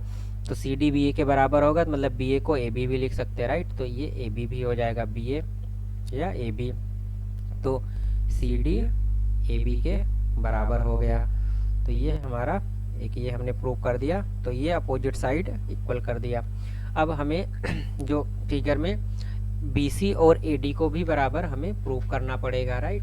सिमिलरली वी कैन प्रूव, तो जैसे अभी इसको माना हमने, तो वहाँ पे भी आपको जैसे अभी इसको हमने देखो यहाँ पे क्या लिया हमने, ये ट्रायंगल लिया और ये वाला ट्रायंगल लिया, तो ये दोनों साइड इक्वल हो गए। उसी तरीके से आप ये वाला एक ट्रायंगल ले लो, है ना, ABD ट्रायंगल और ABC ट्रायंगल, तो ये वाला साइड इसके बराबर प्रूफ हो जाएगा, है ना। अभी मैंने इधर ये वाला ऊपर का ट्रायंगल और इधर का ये ऐसा ट्रायंगल लिया, तो ये दोनों प्रूफ कर दिया। अब सिमिलरली आप ये वाला एक ट्रायंगल ले लो और ये वाला एक ट्रायंगल ले लो, तो ये दोनों साइड मतलब ये तो कॉमन ही रहेगा और 90-90 आ जाएगा, और हाइपोटेनस तो बराबर ही रहेंगे क्योंकि ये डायगोनल्स हैं, इक्वल भी दिए गए हैं। तो ये वाली साइड इसके बराबर हम प्रूव कर सकते हैं। तो AD BC के बराबर हम प्रूव कर सकते हैं। सिमिलरली तो इसको हम इक्वेशन क्या मान लेंगे, अभी तक हमने क्या माना, इक्वेशन 2 और इक्वेशन इसको हम 3 मान लेते, right. Similarly we can prove that AD जो है वो BC के बराबर है। तो AD BC के बराबर है, इसको इक्वेशन 4 मान लेते हैं, राइट। तो नाउ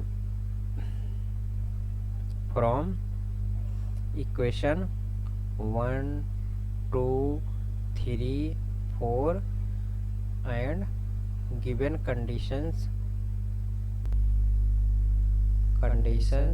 इन क्वेश्चन, है ना। गिवन कंडीशन क्वेश्चन में चूंकि वो दिया गया है कि दोनों डायगोनल्स जो है वो डायगोनल्स हैं, तो डायगोनल्स इंटरसेक्ट कर रहे हैं, तो डायगोनल्स है तो मतलब वो सेंटर पे ही इंटरसेक्ट करेंगे, तो कंपलसरी है ना। तो सारी कंडीशंस को देखते हुए हम बोल सकते हैं कि साइक्लिक क्वाड्रिलेटरल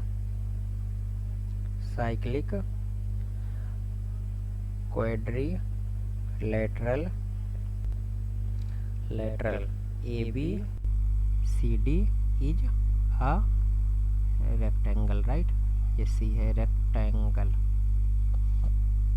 तो इससे ये प्रूफ हो जाता है। ये आंसर हो गया, यहाँ पे लिख देते हैं आंसर प्रूव्ड, ओके। सो ये क्वेश्चन नंबर 7 हो गया। Now coming to the question number 8। अब क्वेश्चन नंबर 8 की तरफ चलते हैं। क्वेश्चन नंबर 8 में दिया गया है कि if the non parallel side of a trapezium are equal prove that it is a cyclic. तो ट्रेपेजियम है तो मतलब ये क्वाड्रिलेटरल है, राइट। तो हमें ये प्रूव करना है कि वो एक साइक्लिक क्वाड्रिलेटरल है ना, वो साइक्लिक है, वो हमें प्रूव करना है। तो क्वेश्चन नंबर जो है वो 8 की तरफ चलते हैं। तो क्वेश्चन नंबर 8 में दिया गया है non parallel side of a trapezium. तो एक ट्रेपेजियम दिया गया है ना, ये ट्रेपेजियम ऐसा होता है। तो इसमें ट्रेपेजियम में 2 साइड पैरेलल होती है और 2 साइड नॉन पैरेलल होती है, तो ये क्वाड्रिलेटरल बनता है, ओके। तो ये क्वाड्रिलेटरल हमें प्रूव करना है ABCD, right. So given that AB जो है वो CD के पैरेलल है एंड और इसकी जो नॉन पैरेलल साइड है वो इक्वल है, right. Non parallel side of the trapezium are equal and तो AD जो है वो BC के बराबर है। तो ये चीज़ें हमें दी गई है, ओके। सो हमें प्रूव करना है, प्रूव दैट जो ABCD is a cyclic quadrilateral. तो हमें ये प्रूव करना है कि जो ABCD है वो एक साइक्लिक क्वाड्रिलेटरल है। सो इसमें देखते हैं कैसे इसको प्रूव करना है। तो हमने जब साइक्लिक क्वाड्रिलेटरल का हम कॉन्सेप्ट पढ़ रहे थे तो हमने ये देखा था कि कोई भी क्वाड्रिलेटरल साइक्लिक तब होगा जब अपोजिट एंगल्स का पेयर, जो अपोजिट एंगल्स बन रहे हैं इनके पेयर्स का सम अगर 180 डिग्री आता है तो वो क्वाड्रिलेटरल साइक्लिक क्वाड्रिलेटरल होगा। तो अगर angle B plus angle D या तो 180 डिग्री प्रूव कर दें या एंगल A और एंगल C जो है इसका सम जो है 180 प्रूव कर दें, तो हमारा ये जो क्वाड्रिलेटरल है ये 180 डिग्री बन जाएगा, ओके। मतलब 180 डिग्री बन जाएगा, मतलब कि ये साइक्लिक क्वाड्रिलेटरल प्रूव हो जाएगा। तो देखो इसमें क्या है कि ज्योमेट्री में ना बहुत सारी चीज़ें हमें कंस्ट्रक्शन वगैरह ड्रॉ करना पड़ता है इसमें। तो कुछ चीज़ें होती हैं कि हमें कंस्ट्रक्शन ड्रॉ करके ही उसको सॉल्व कर सकते हैं और ऐसे नहीं, क्योंकि मैंने इसको क्या है कि इसको सॉल्व करने से पहले मैंने इस पर सर्कल वगैरह में बहुत सारे ट्रायल्स और बहुत सारे परमुटेशन कॉम्बिनेशन किया, बहुत ही मतलब ट्रायल्स लिया, बट वो उस तरीके से नहीं प्रूव है। तो इसमें हमें कंस्ट्रक्शन करके ही इजीली हम प्रूव कर पाएंगे। और ज्योमेट्री एक ऐसा सब्जेक्ट होता है जिसमें कुछ चीज़ें ना मतलब काफ़ी मतलब इरेगुलरिटी, कुछ मतलब ऐसे स्टेप बाय स्टेप जाएं ऐसा नहीं कर सकते, उसमें हमें कुछ एक्स्ट्राऑर्डिनरी सोचना पड़ेगा या कुछ एक्स्ट्राऑर्डिनरी उसको करना पड़ता है उसमें। तो ज्योमेट्री में यहाँ पे भी क्या है कि इसको हम नॉर्मल तरीके से नहीं सॉल्व करवाएंगे, इसमें भी हमें कॉन्स्ट्रक्शन ड्रॉ करना पड़ेगा, राइट। तो कॉन्स्ट्रक्शन में हमें क्या करना पड़ेगा, डी और सी से जो है वो एक परपेंडिकुलर ड्रॉ करना पड़ेगा। तो एक परपेंडिकुलर हम यहाँ पे ड्रॉ करेंगे और एक परपेंडिकुलर हम यहाँ पे ड्रॉ करेंगे, राइट। तो ये एक परपेंडिकुलर हमने ड्रॉ किया यहाँ पे, वही परपेंडिकुलर ए बी को 2 पॉइंट पी और क्यू पे इंटरसेक्ट कर रहा है, ऐसा इसको मानते हैं, राइट। सो इसमें कॉन्स्ट्रक्शन क्या करेंगे, now let us draw perpendicular. मैं ऐसा सिंबल बना रहा हूँ परपेंडिकुलर का, आपको एग्जाम में परपेंडिकुलर ही लिखना है, right. Now let us draw perpendicular from point D and C. So point D से हमने पॉइंट डी से तो ऐसा लिख देते हैं, right, for the completeness, for the sake of, from perpendicular from the point D, D P perpendicular हो जाएगा, and from point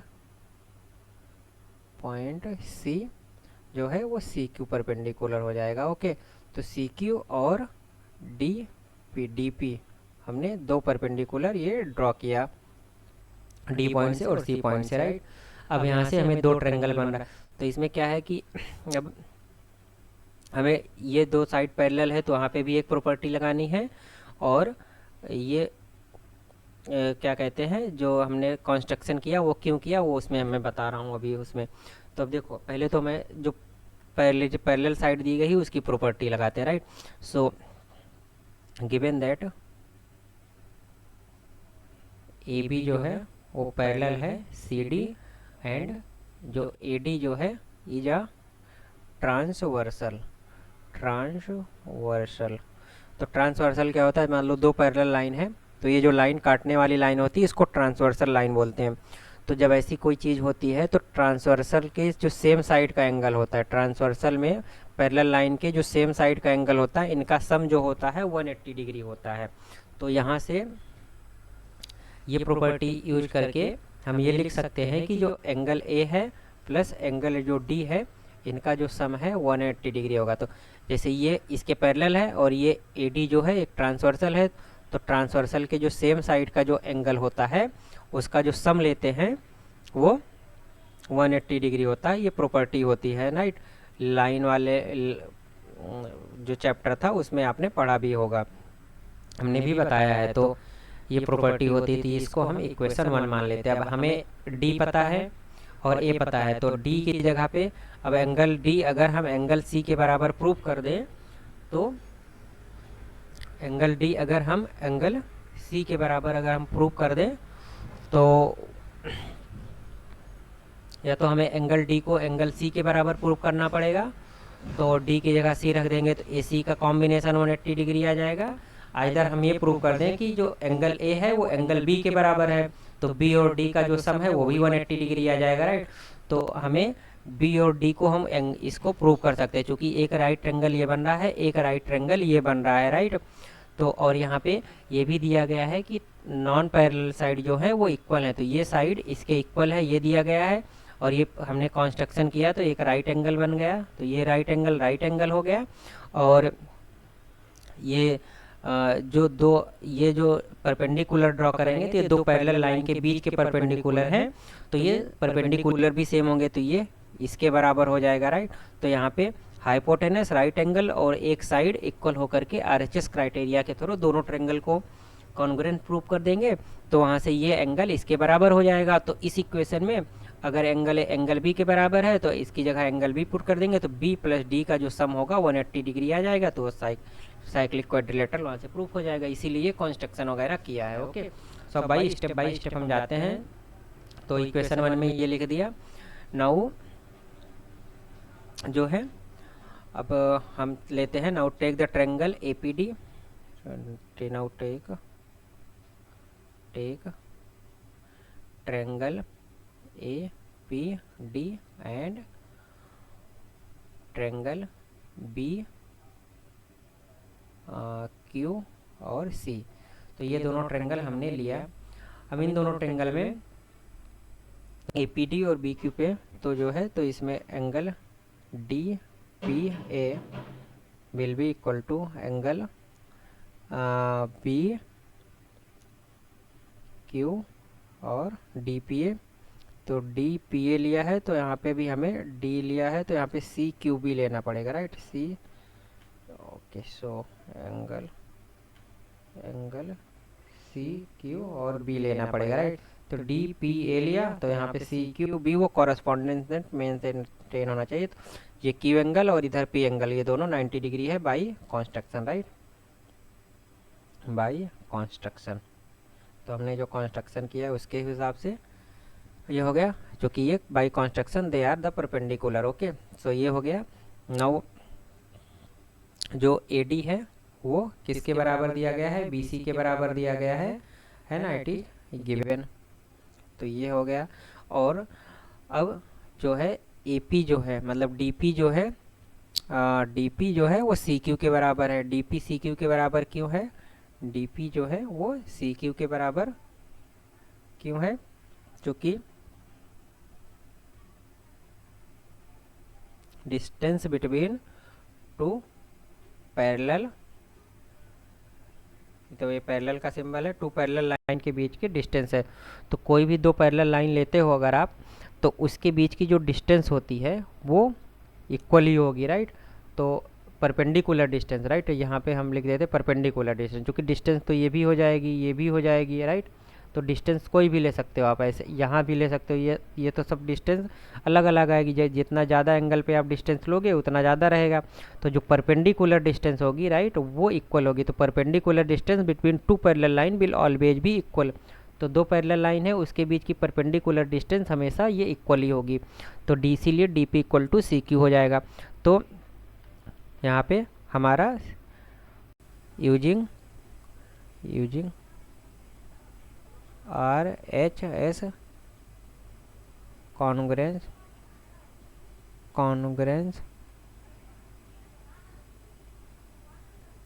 criteria, using R H S congruence criteria जो है,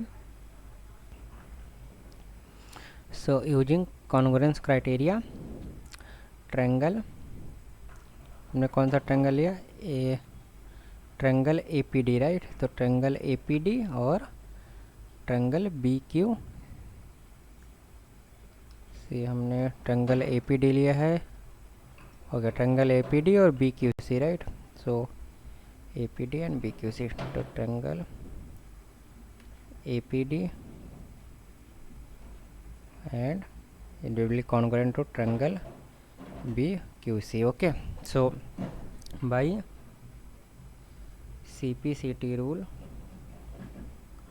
जो ए एंगल डी होगा वो एंगल किसके बराबर होगा, एंगल सी के बराबर हो जाएगा। तो इसको हम इक्वेशन, कौन सा भी इक्वेशन हमने ऊपर माना, इक्वेशन 1 माना है, राइट। तो ये इक्वेशन 2 हो गया। अब जो ऊपर है वहाँ पे ए, राइट। सो ए की जगह पे हम क्या रख देंगे, हमने ए को बी के बराबर प्रूव कर दिया, राइट। अच्छा, मैंने यहाँ पे कोई गड़बड़ लिख दिया, राइट। सो ए की जगह पे हाँ एंगल, ओके, ये मैंने कुछ गड़बड़ लिख दिया, एंगल, जो एंगल ए आएगा that will be equal to the angle B, right. यही तो आएगा ना, क्योंकि हमारा ये एंगल इसके कोरस्पॉन्डिंग है, राइट। तो एंगल ए एंगल बी के बराबर प्रूव कर दिया। तो अब यहाँ पे ए की जगह पे हम बी पुट कर देंगे तो बी प्लस डी का सम 180 डिग्री हो जाएगा, राइट। तो फ्रॉम इक्वेशन 1 एंड इक्वेशन 2 जो है यहाँ पे angle A plus angle D जो है वो 180 डिग्री था, राइट। तो अब एंगल ए की जगह पे एंगल बी पुट कर देंगे तो एंगल डी प्लस 180 डिग्री। तो ये इससे ये प्रूव होता है कि अपोजिट एंगल्स का जो पेयर है उसका जो सम है वो 180 डिग्री है। तो मतलब दैट मीन्स जो है that is quadrilateral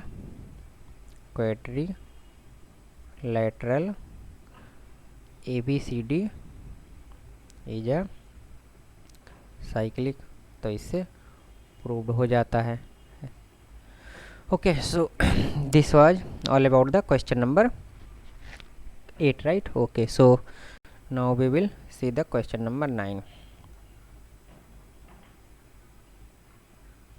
so question number 9 में आई थिंक फिगर दिया है, तो फिगर देखते हैं। यस, फिगर 9.2 दिया गया है। तो 9.2 circles intersect at 2 point B and C. तो सबसे पहले मैं फिगर को ड्रॉ ही कर लेता हूँ यहाँ पे। तो 2 सर्कल है। ओके, एक सर्कल ये हो गया, मैंने गड़बड़ कर दिया, आई विल जस्ट इरेज इट। थोड़ा बड़ा फिगर दिया गया है।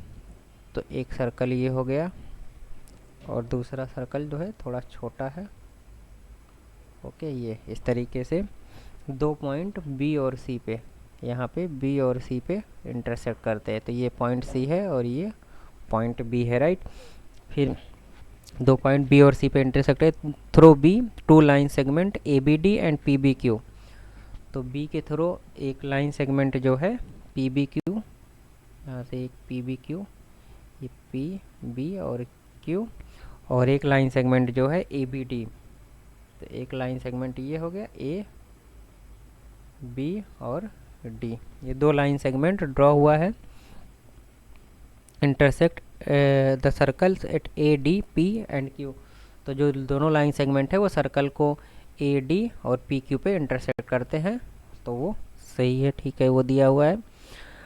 सी 9.8, तो ये फिगर, ये पॉइंट सी है, तो ये फिगर 9.27 है। ओके, तो ऐसा दिया गया है। Prove that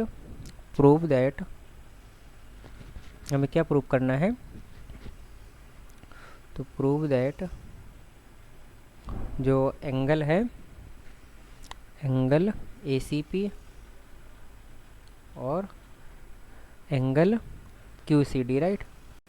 angle Q C D, ये दोनों एंगल बराबर हैं। तो ए सी पी मतलब, तो ए सी और पी, ये वाला एंगल, राइट? तो एक ये एंगल की बात हो रही है। क्यू सी डी मतलब क्यू से सी को मिलाना पड़ेगा, तो क्यू सी और डी, तो ये एंगल की बात हो रही है, राइट? तो ये एंगल और ये एंगल, ये दोनों हमें इक्वल प्रूव करना है। ओके, सो ये हो गया। अब इसमें क्या है कि हम ए पी को ज्वाइन करेंगे और डी क्यू को ज्वाइन करेंगे। ओके, सो ए पी और डी क्यू को हमने यहाँ पे ज्वाइन कर लिया है। अब इसमें हमें अगर ये दोनों प्रूव करना है इक्वल है, तो पहले तो हमें ये प्रूव करना है कि ए पी के थ्रू जो एंगल है, अगर मतलब सेम आर्क के थ्रू जो एंगल अगर इक्वल है, तो वो सब कुछ कॉन्सेप्ट यहाँ पे लगाना पड़ेगा। तो एक आर्क जैसे ए पी आर्क बन रहा है, जो कि यही एक आर्क है, राइट? जो कि ये वाला जो एंगल है किस आर्क के थ्रू बन रहा है? ए पी आर्क के थ्रू ही बन रहा है, राइट? तो ए पी आर्क ये एंगल बना रहा है, तो ये, और ए पी आर्क ये एंगल भी बना रहा है, राइट? तो ये एंगल बन गया। फिर डी क्यू आर्क जो है, ये दूसरा एंगल जो हमें जिसके बराबर प्रूव करना है, वो डी क्यू आर्क बना रहा है, और डी क्यू आर्क ये एंगल प्रूव कर रहा है। अब हमें ये पता है कि ए बी डी और P B Q 2 line segment है, दोनों एक दूसरे को इंटरसेक्ट कर रही हैं। तो ये दोनों एंगल बराबर होंगे, चूँकि वर्टिकली अपोजिट एंगल है। तो ये एंगल इसके बराबर होगा, ये एंगल इसके बराबर होगा बाई थ्योरम 9.7, राइट? क्योंकि सेम आर्क के थ्रू एंगल एक लाइन से, मतलब एक ही सेगमेंट में 2 एंगल है और एक ही आर्क के थ्रू सबस्टेंड हो रहे हैं, तो वो दोनों एंगल बराबर होंगे। और ये दोनों एंगल आपस में बराबर होंगे, इसलिए ये दोनों एंगल भी बराबर होंगे। तो ये इजीली हम प्रूव कर सकते हैं। ओके, सो इसमें क्या है,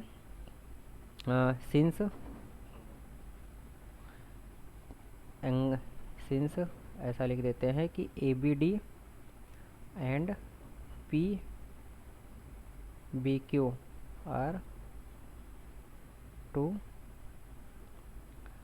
line segment, so angle ABP will be equal to the angle DBQ, right? angle DBQ, क्यों? और इसको इक्वेशन में मान लेते हैं। और ये क्यों? क्योंकि दे आर द वर्टिकली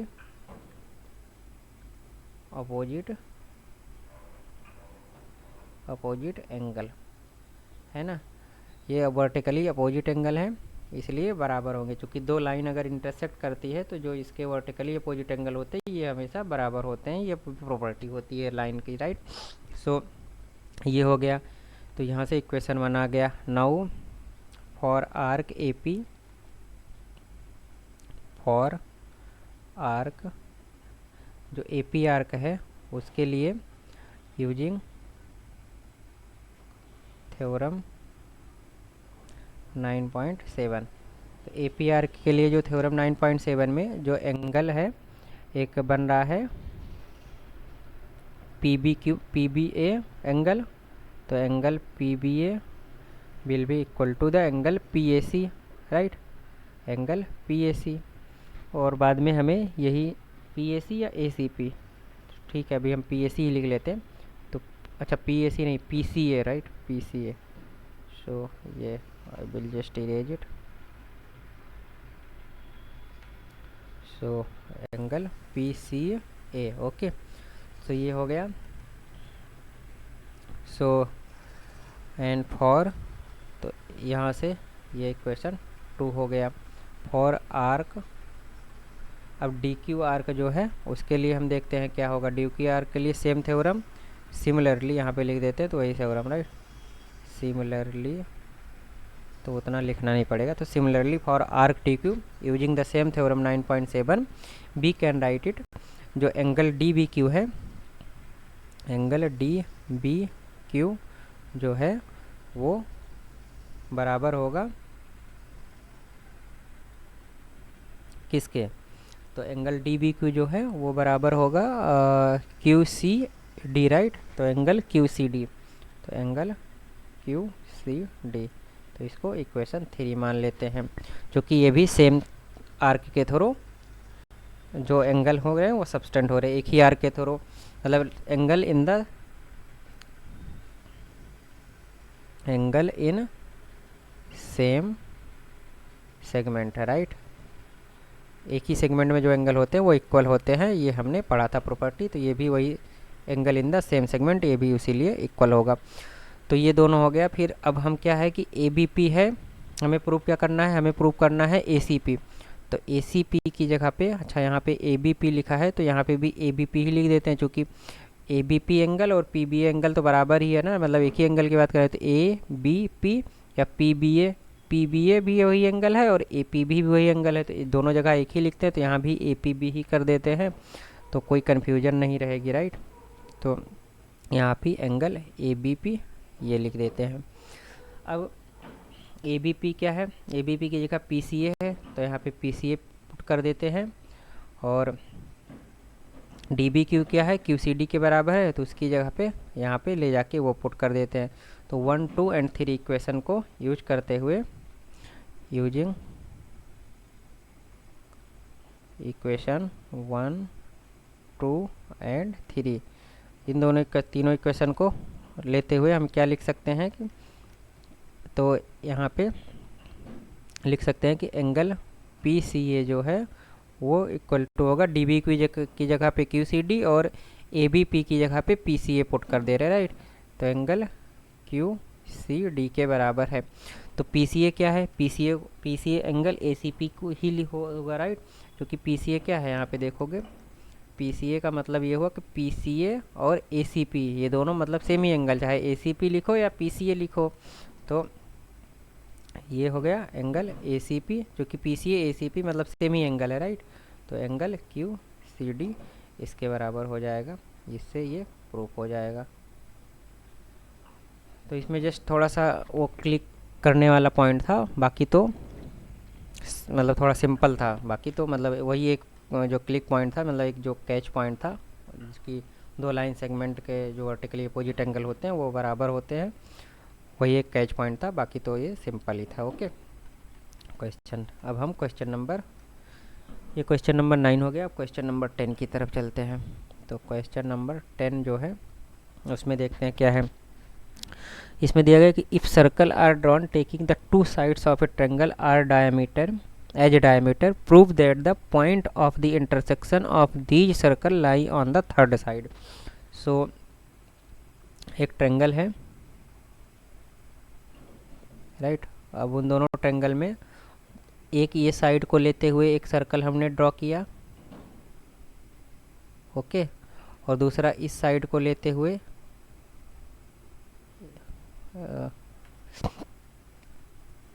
तो पहला जो सर्कल ड्रॉ किया है उसमें, एक मिनट, हाँ, तो पहला जो सर्कल ड्रॉ किया है उसमें एक ट्रायंगल के एक साइड को एज अ डायमीटर लेना है, तो इसको एज अ डायमीटर हमने एज अ डायमीटर ले करके इसको हमने ड्रॉ किया, राइट। एक अरे यार ये सर्कल भी नहीं ड्रॉ हो पा रहा है, just a minute, I will make it again, okay. रुको, पूरा गड़बड़ हो गया, मैं तो ड्रॉ करता हूँ। सो इसमें मैंने ये ड्रॉ किया, तो इसमें क्या बोल रहा है कि एक ट्रायंगल है, मान लो ये ट्रायंगल हमने ए बी सी एक ट्रायंगल ले लिया, तो इस ट्रायंगल को ए बी साइड को डायमीटर लेते हुए एक सर्कल हमने ड्रॉ किया और ए सी को डायमीटर लेते हुए दूसरा सर्कल ड्रॉ किया। तो ये दोनों सर्कल जो है वो क्या बोलते हैं कि तो prove that the point of intersection of this circle is lie on the third side. तो इन दोनों सर्कल का जो इंटरसेक्शन पॉइंट है वो तीसरे साइड पे लाई करता है। तो एक साइड ये हो गया, एक साइड ये, तो तीसरा जो पॉइंट हमने डी लिया, तो हमें ये प्रूव करना है कि डी बी सी पे लाइन करता है, राइट। तो prove that D is lying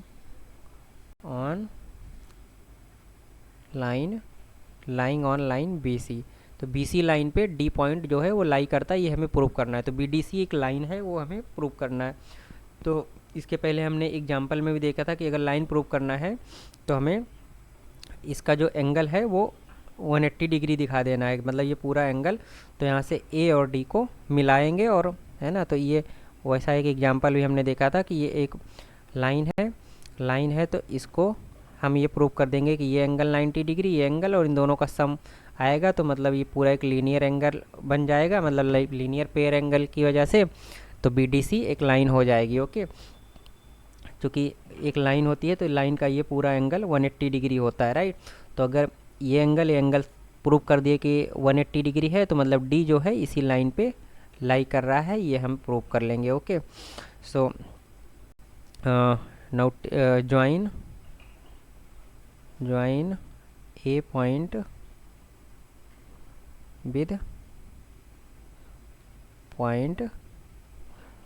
तो ए को हमने डी से मिलाया, मतलब ए से डी पे हमने परपेंडिकुलर दिया एज अ परपेंडिकुलर। तो ए पॉइंट से हमने डी पॉइंट पे परपेंडिकुलर ड्रॉ किया। तो इसको ऐसे ना लिख करके, चलो मतलब ज्वाइन तो नहीं करना है, simply I will just erase and write it perfectly, है ना। Draw a perpendicular from point A on B C. So point A से बी सी पे एक परपेंडिकुलर हमने ड्रॉ किया जो कि ए डी है। तो ए डी इज अ परपेंडिकुलर, तो ए डी एक परपेंडिकुलर ड्रॉ किया पॉइंट ए से बी सी पे। तो ये हमने यहाँ पे कॉन्स्ट्रक्शन किया। अब परपेंडिकुलर ड्रॉ किया, सो इसीलिए जो एंगल ए है और डी है और बी है, angle A D B will be equal to angle A D C equal to 90 degree. चूँकि परपेंडिकुलर ड्रॉ किया तो ये एंगल और ये एंगल 90 डिग्री होगा, राइट। सो इसलिए जो यहाँ से just a minute, okay. So angle A D B plus angle A D C, तो ये किसका समेसन क्या हो जाएगा, 90 plus 90 equal to 180 degree, right. So इसका मतलब ये हो गया, that means D is lying on line B C. क्योंकि जब अगर मान लो ये बी सी एक लाइन है, राइट, बी सी एक लाइन, तो इस पे अगर कोई पॉइंट भी डी लोगे तो मतलब जो ये एंगल बन रहा है, ये पूरा एंगल का समेसन जो है 180 डिग्री आ रहा है, तभी वो लाइन उस पर मतलब तभी वो पॉसिबल है जब डी बी सी पे लाई करेगा। अदरवाइज अगर डी मान लो बी सी पे लाई नहीं कर रहा है तो उस केस में क्या होगा, मान लो ये यहाँ पे लाई कर रहा है तो बी सी है और ये डी है, राइट। तो इससे किया तो यहाँ से तो जो जो ये एंगल बन रहा है वो तो मतलब उस केस को फुलफिल ही नहीं हो पाएगा ना, जो इस चीज़ को हम प्रूव कर रहे हैं। तो बी सी पे हमने जो अगर ये 180 डिग्री एंगल आता भी नहीं, मान लो ये ऐसे रहता, राइट, तो तब भी ये लेकिन आ जाता, मतलब कोई भी लाइन ज्वाइन करोगे तो ये एंगल और ये एंगल, चूँकि हमने परपेंडिकुलर ड्रॉ किया तो ये एंगल 90 डिग्री हो जाता। अगर लाइन ड्रॉ करते हैं ऐसे तो ये एंगल कितना होता, ये एंगल कितना होता, वो पता थोड़ी ना होता, चूँकि परपेंडिकुलर ड्रॉ करने से ही इसको प्रूव कर सकते हैं। तो ऐसा एक एग्जाम्पल में हमने देखा था कि लाइन प्रूव करने के लिए क्या करते हैं। ओके, सो डी जो है लाइन बी सी पे लाई करता है। तो ये क्या होता है कि ये मतलब ऐसे कोई लाइन होता है तो ये लीनियर पेयर एंगल बोलते हैं। तो उसमें क्या होता है कि ऐसे एक लाइन है तो ये एंगल का जो सम होता है 180 डिग्री होता है, तो ये लीनियर पेयर एंगल होता है। तो उसमें जो ये पॉइंट होता है वो इसी लाइन पे ही लाई करता है, ऐसा एक प्रॉपर्टी होता है लाइन की। ओके, सो उससे ये प्रूव हो रहा है। अब हम क्वेश्चन नंबर 11 की तरफ चलते हैं। तो इसमें क्वेश्चन नंबर 11 में क्या है वो देखते हैं। तो क्वेश्चन नंबर 11 में बोल रहा है कि ए बी सी और ए डी सी दो राइट ट्रायंगल हैं विद कॉमन हाइपोटेनस ए सी। सो एक कॉमन हाइपोटेनस ए सी हमने ये ड्रॉ कर लिया है ना, और दो ए बी सी और ए डी सी। तो यहाँ से ए बी सी, एक मिनट, सो यहाँ से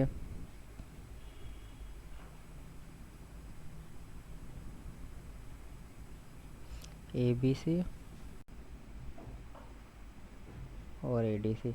तो ए बी सी, तो ये एक 90 डिग्री का एंगल है, और ए डी सी तो ये भी 90 डिग्री का एंगल है। तो ए बी सी और ए डी सी और ए सी जो है कॉमन हाइपोटेनस है, तो ये दो राइट ट्रायंगल हैं, तो ये भी 90 डिग्री है। ये आपको दिख नहीं, मतलब लग नहीं रहा है परफेक्टली, क्योंकि मैं सही से ड्रॉ नहीं कर पाया हूँ, but you consider it as a 90 degree. Okay, so हमें ये प्रूव करना है कि angle C A D, prove that angle C A D मतलब this angle C A D is equal to जो है वो angle C B D, angle C B D. तो angle C B D, okay. So यहाँ से ये line पूरी मिलानी पड़ेगी, तो ये एंगल इस एंगल के बराबर है, ये हमें प्रूव करना है। Okay, so C B D angle C A D angle के बराबर है, ये हमें प्रूव करना है। और गिवन दैट क्या क्या है, गिवन है angle A B C equal to 90 degree and angle A D C जो है वो भी 90 डिग्री है। ये दोनों चीज़ें हमें दी गई हैं। ओके, सो देखते हैं इसको। सो इसमें क्या है, अब इसमें देखो, तो इसमें ये क्वाड्रिलेटरल बन रहा है, राइट। तो चूँकि ए बी सी डी क्या है, एक क्वाड्रिलेटरल बना रहा है, राइट। अब ये क्वाड्रिलेटरल क्या है कि पहले तो इसको देख लेते हैं, A B C D, A B C and D are forming a quadri, चूँकि इससे एक मतलब चार साइड का एक पॉलीगन बन रहा है, राइट। तो ये क्वाड्रिलेटरल है, तो ए बी सी डी चारों पॉइंट जो है क्वाड्रिलेटरल फॉर्म कर रहे हैं। अब यहाँ पे एंगल बी और एंगल डी जो है, इनका जो सम है वो कितना दिया गया है, तो एंगल बी जो है वो किसके इक्वल है, एंगल बी जो है इसको रुको ऐसे करते हैं,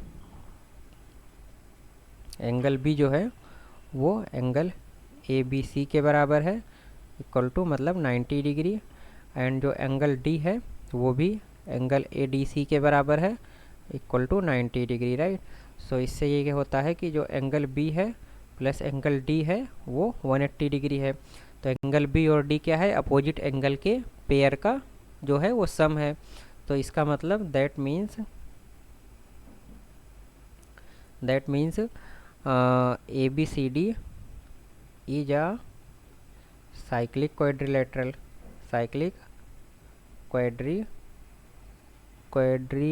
राइट। ये क्वाड्रिलेटरल। तो ए बी सी डी एक साइक्लिक क्वाड्रिलेटरल है, तो इसका मतलब ये क्या हो गया कि ए बी सी डी चारों वर्टिक्स से एक सर्कल ड्रॉ करेंगे, है ना। तो यहाँ से मतलब ए बी सी डी, तो एक सर्कल पास होगा चूँकि एक साइक्लिक क्वाड्रिलेटरल है। तो since A B C D is a cyclic quadrilateral, that means A, B and C and D are lying on, मतलब चारों वर्टिक्सेज हैं, जो वर्टिक्सेज हैं, vertex A B C D are lying on a circle, right. तो ये चारों के चारों जो पॉइंट हैं वो एक सर्कल पे लाई करेंगे, तो सर्कल पे लाई करेंगे तो मतलब यहाँ से एक सर्कल से ये पास होंगे, चारों वर्टिक्सेस से एक सर्कल पास होगा। और अब ये सर्कल पास हो रहा है तो ये एंगल और ये एंगल दोनों इक्वल होगा, चूँकि ये एक ही कॉर्ड को, है ना। तो नाउ फ्रॉम द फिगर जो ये दोनों एंगल इक्वल होंगे, चूँकि ये एक ही सर्कल के एक ही सेगमेंट में एंगल है, राइट। थ्योरम 9 पॉइंट कौन सा था, 9.8, राइट। तो थ्योरम 9.8 यूजिंग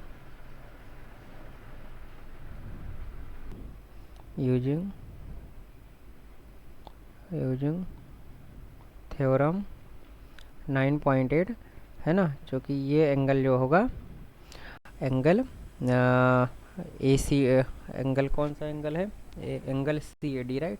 तो एंगल सी ए डी जो है will be equal to the angle C B D, चूँकि ये एंगल इन द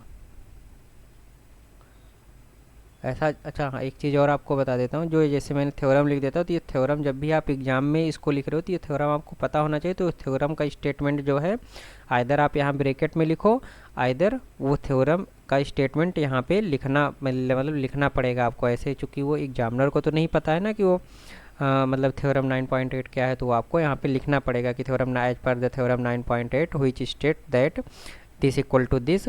तो मतलब वो थ्योरम का स्टेटमेंट लिखो, फिर उसके हिसाब से ऐसा आपको लिखना पड़ेगा, राइट। तो angle in the same segment of circle, तो सर्कल के सेम सेगमेंट में जो एंगल होता है वो इक्वल होता है ना। तो एक ही आर्क के थ्रू जो ये एंगल है वो भी ये सी डी आर्क जो है वही उसी के थ्रू सबस्टेंड हो रहा है, और जो ये वाला एंगल है सी ए डी वो भी सी डी आर्क के थ्रू या सी डी कॉर्ड के थ्रू ही मतलब वहाँ पे सबस्टेंड हो रहा है। तो सी ए डी जो है वो सी बी डी के बराबर होगा। ओके, तो यही हमें प्रूव करना था। तो नाउ इट इज प्रूव्ड। फिर हम चलते हैं क्वेश्चन नंबर 12 की तरफ। सो क्वेश्चन नंबर 12 में क्या है, क्वेश्चन नंबर 12 में तो हमें क्वेश्चन नंबर 12 में जो है प्रूव करना है कि साइक्लिक पैरेललोग्राम जो है, तो पैरेललोग्राम मतलब एक साइक्लिक पैरेललोग्राम है, तो मतलब वो पैरेललोग्राम के चारों वर्टिक्सेस जो हैं वो सर्कल पे लाई हो रहे हैं। तो ये एक साइक्लिक पैरेललोग्राम है, ए बी सी और डी, राइट। तो हमें ये प्रूव करना है कि prove that ABCD is a rectangle, right. ABCD एक रेक्टेंगल है, ये हमें प्रूव करना है। और गिवन क्या है, given that ABCD is a cyclic parallelogram, right, cyclic parallelogram. तो ABCD एक साइक्लिक पैरेललोग्राम है, तो हमें प्रूव करना है कि ये एक रेक्टेंगल है। सो अभी हमने पीछे जो क्वेश्चन पढ़ा था उसमें ये देखा था कि पैरेललोग्राम की क्या क्या प्रॉपर्टी होती है, राइट। तो ABCD अगर एक पैरेललोग्राम है तो दैट मीन्स इसका मतलब क्या हुआ कि AB जो है अपोजिट साइड जो होती है वो इक्वल होंगी, तो ABCD के बराबर है, एंड जो AD है वो बी सी के बराबर है, तो अपोजिट साइड्स इक्वल होंगे और अपोजिट एंगल जो है वो भी इक्वल होगा। तो एंगल ए एंगल सी के बराबर होगा एंड एंगल बी जो है वो एंगल डी के बराबर होगा। ये हो गया ओके। सो ये सब चीज़ें पता है। अब ये साइक्लिक क्वाड्रिलेटरल है, तो साइक्लिक है, तो ये पैरेललोग्राम की प्रॉपर्टी हो गई। ये किसकी प्रॉपर्टी हो गई? पैरेललोग्राम की प्रॉपर्टी। ये भी पैरेललोग्राम की प्रॉपर्टी हो गई। और जो angle A plus angle C, इसका सम क्या है? 180 डिग्री हो गया। और angle B plus angle D जो है, इसका भी सम 180 डिग्री हो गया। तो ये साइक्लिक क्वाड्रिलेटरल की प्रॉपर्टी है, ये साइक्लिक क्वाड्रिलेटरल की प्रॉपर्टी है। तो अब जो है यहाँ से हम है ना, जो कि A plus C angle C 180 degree, तो यहाँ से ए और सी आपस में बराबर है, तो 2 of angle A will be equal to 180 degree. तो एंगल ए जो है will be 90 degree, right. So angle और ये एंगल सी के बराबर होगा। और फिर इसी तरीके से angle B plus angle D का जो सम है 180 डिग्री है, तो 2 टाइम्स ऑफ दी, चूँकि बी और डी भी आपस में बराबर है, राइट। तो यहाँ से बी और डी यहाँ पे पुट कर दिया और ए और सी यहाँ पे पुट कर दिया है। तो 2 times of the angle B will be 180 degree will be equal to angle B जो है वो भी 90 डिग्री होगा और ये एंगल डी के बराबर। तो ए बी सी और डी ये जो है चारों के चारों एंगल 90 डिग्री है। इसको इक्वेशन 1 मान लेते हैं, राइट। तो ये हो गया। अब हमने रेक्टेंगल होने के लिए क्या क्या प्रॉपर्टी पढ़ाए थे? रेक्टेंगल होने के लिए हमारे पास जो 3 क्राइटेरिया होते हैं, है ना, रेक्टेंगल के लिए, है ना, रेक्टेंगल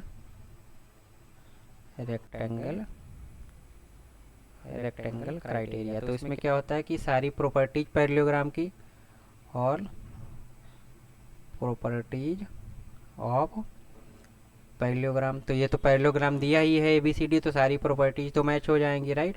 उसके बाद दूसरा क्राइटेरिया कि ऑल एंगल इज 90 डिग्री, सारे एंगल राइट एंगल होने चाहिए, वो एक क्राइटेरिया। तो इसमें सारे एंगल हमने प्रूव कर दिया है, राइट। तो एंड जो इसके डायगोनल्स होते हैं, और जो तीसरा क्राइटेरिया होता है कि डायगोनल्स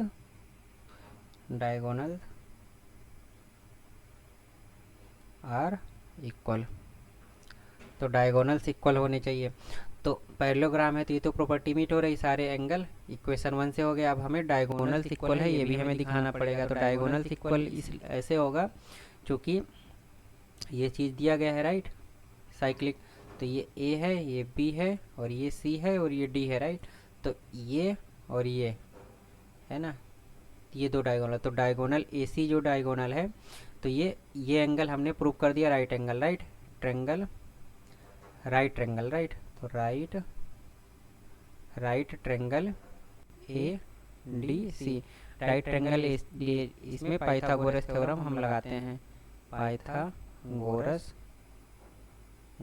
थ्योरम। तो पाइथागोरस थ्योरम में जो AC का स्क्वायर है will be equal to DC का स्क्वायर प्लस AD का स्क्वायर। तो DC क्या है? DC और AD का स्क्वायर, राइट। तो यहाँ से इसको हम इसको इक्वेशन 2 मान लेते हैं, इसको equation 2 in similarly in right triangle. दूसरा राइट ट्रेंगल जो है हम ये वाला ले लेते हैं BDC, राइट ट्रेंगल BDC। इसमें भी हम जो BD का स्क्वायर ले लेंगे, BD का स्क्वायर जो है वो किसके बराबर होगा? DC का स्क्वायर, है ना, BD का स्क्वायर प्लस DC का स्क्वायर प्लस BC का स्क्वायर, है ना, पाइथागोरस थ्योरम। यहाँ भी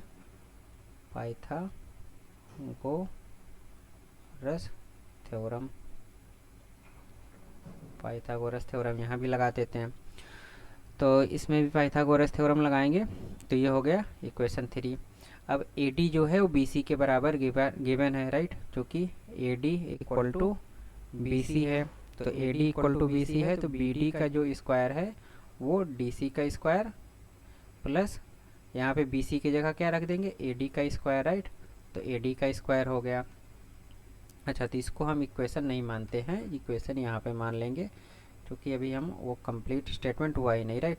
तो BD का स्क्वायर DC का स्क्वायर प्लस BC की जगह पे हमने यहाँ से BC की जगह पे AD रख दिया, तो ये हो गया। तो ये इक्वेशन 3 हो गया। तो फ्रॉम 2 एंड 3, तो इक्वेशन 2 और 3 से DC और AD, तो यहाँ से ये बनता है कि जो AC का स्क्वायर है वो BD का स्क्वायर है। तो यहाँ से ये प्रूफ होता है कि AC जो है वो BD के बराबर है, तो मतलब डायगोनल से भी इक्वल हो गए, है ना। तो ये जो तीसरी जो क्राइटेरिया है उसको फुलफिल कर रहा है ना। तो सो फ्रॉम द, इसको हम मान लेते हैं 4, राइट। सो फ्रॉम 1 और 4 एंड गिवन कंडीशन, राइट। तो from 1, 4 and given conditions in question, so ABCD जो है वो क्या है, एक रेक्टेंगल है। तो ABCD क्या है, एक रेक्टेंगल है, इससे ये प्रूफ हो जाता है। Okay, so I think this was the last question of this exercise. Okay, हाँ, सो टोटल 12 क्वेश्चन थे, तो हमने वो देख लिया सारे क्वेश्चन। ओके, सो इस वीडियो में इतना ही है। अभी नेक्स्ट वीडियो में हम दूसरा चैप्टर स्टार्ट करेंगे। So thank you very much. अगर आप वीडियो को लाइक नहीं किए तो प्लीज़ लाइक इट एंड अपने फ्रेंडों के साथ भी शेयर करिए। और इससे रिलेटेड, चैप्टर से रिलेटेड कुछ डाउट हो, किसी भी कॉन्सेप्ट से रिलेटेड, आप कमेंट बॉक्स में लिखकर पूछ सकते हैं। Okay, thank you very much.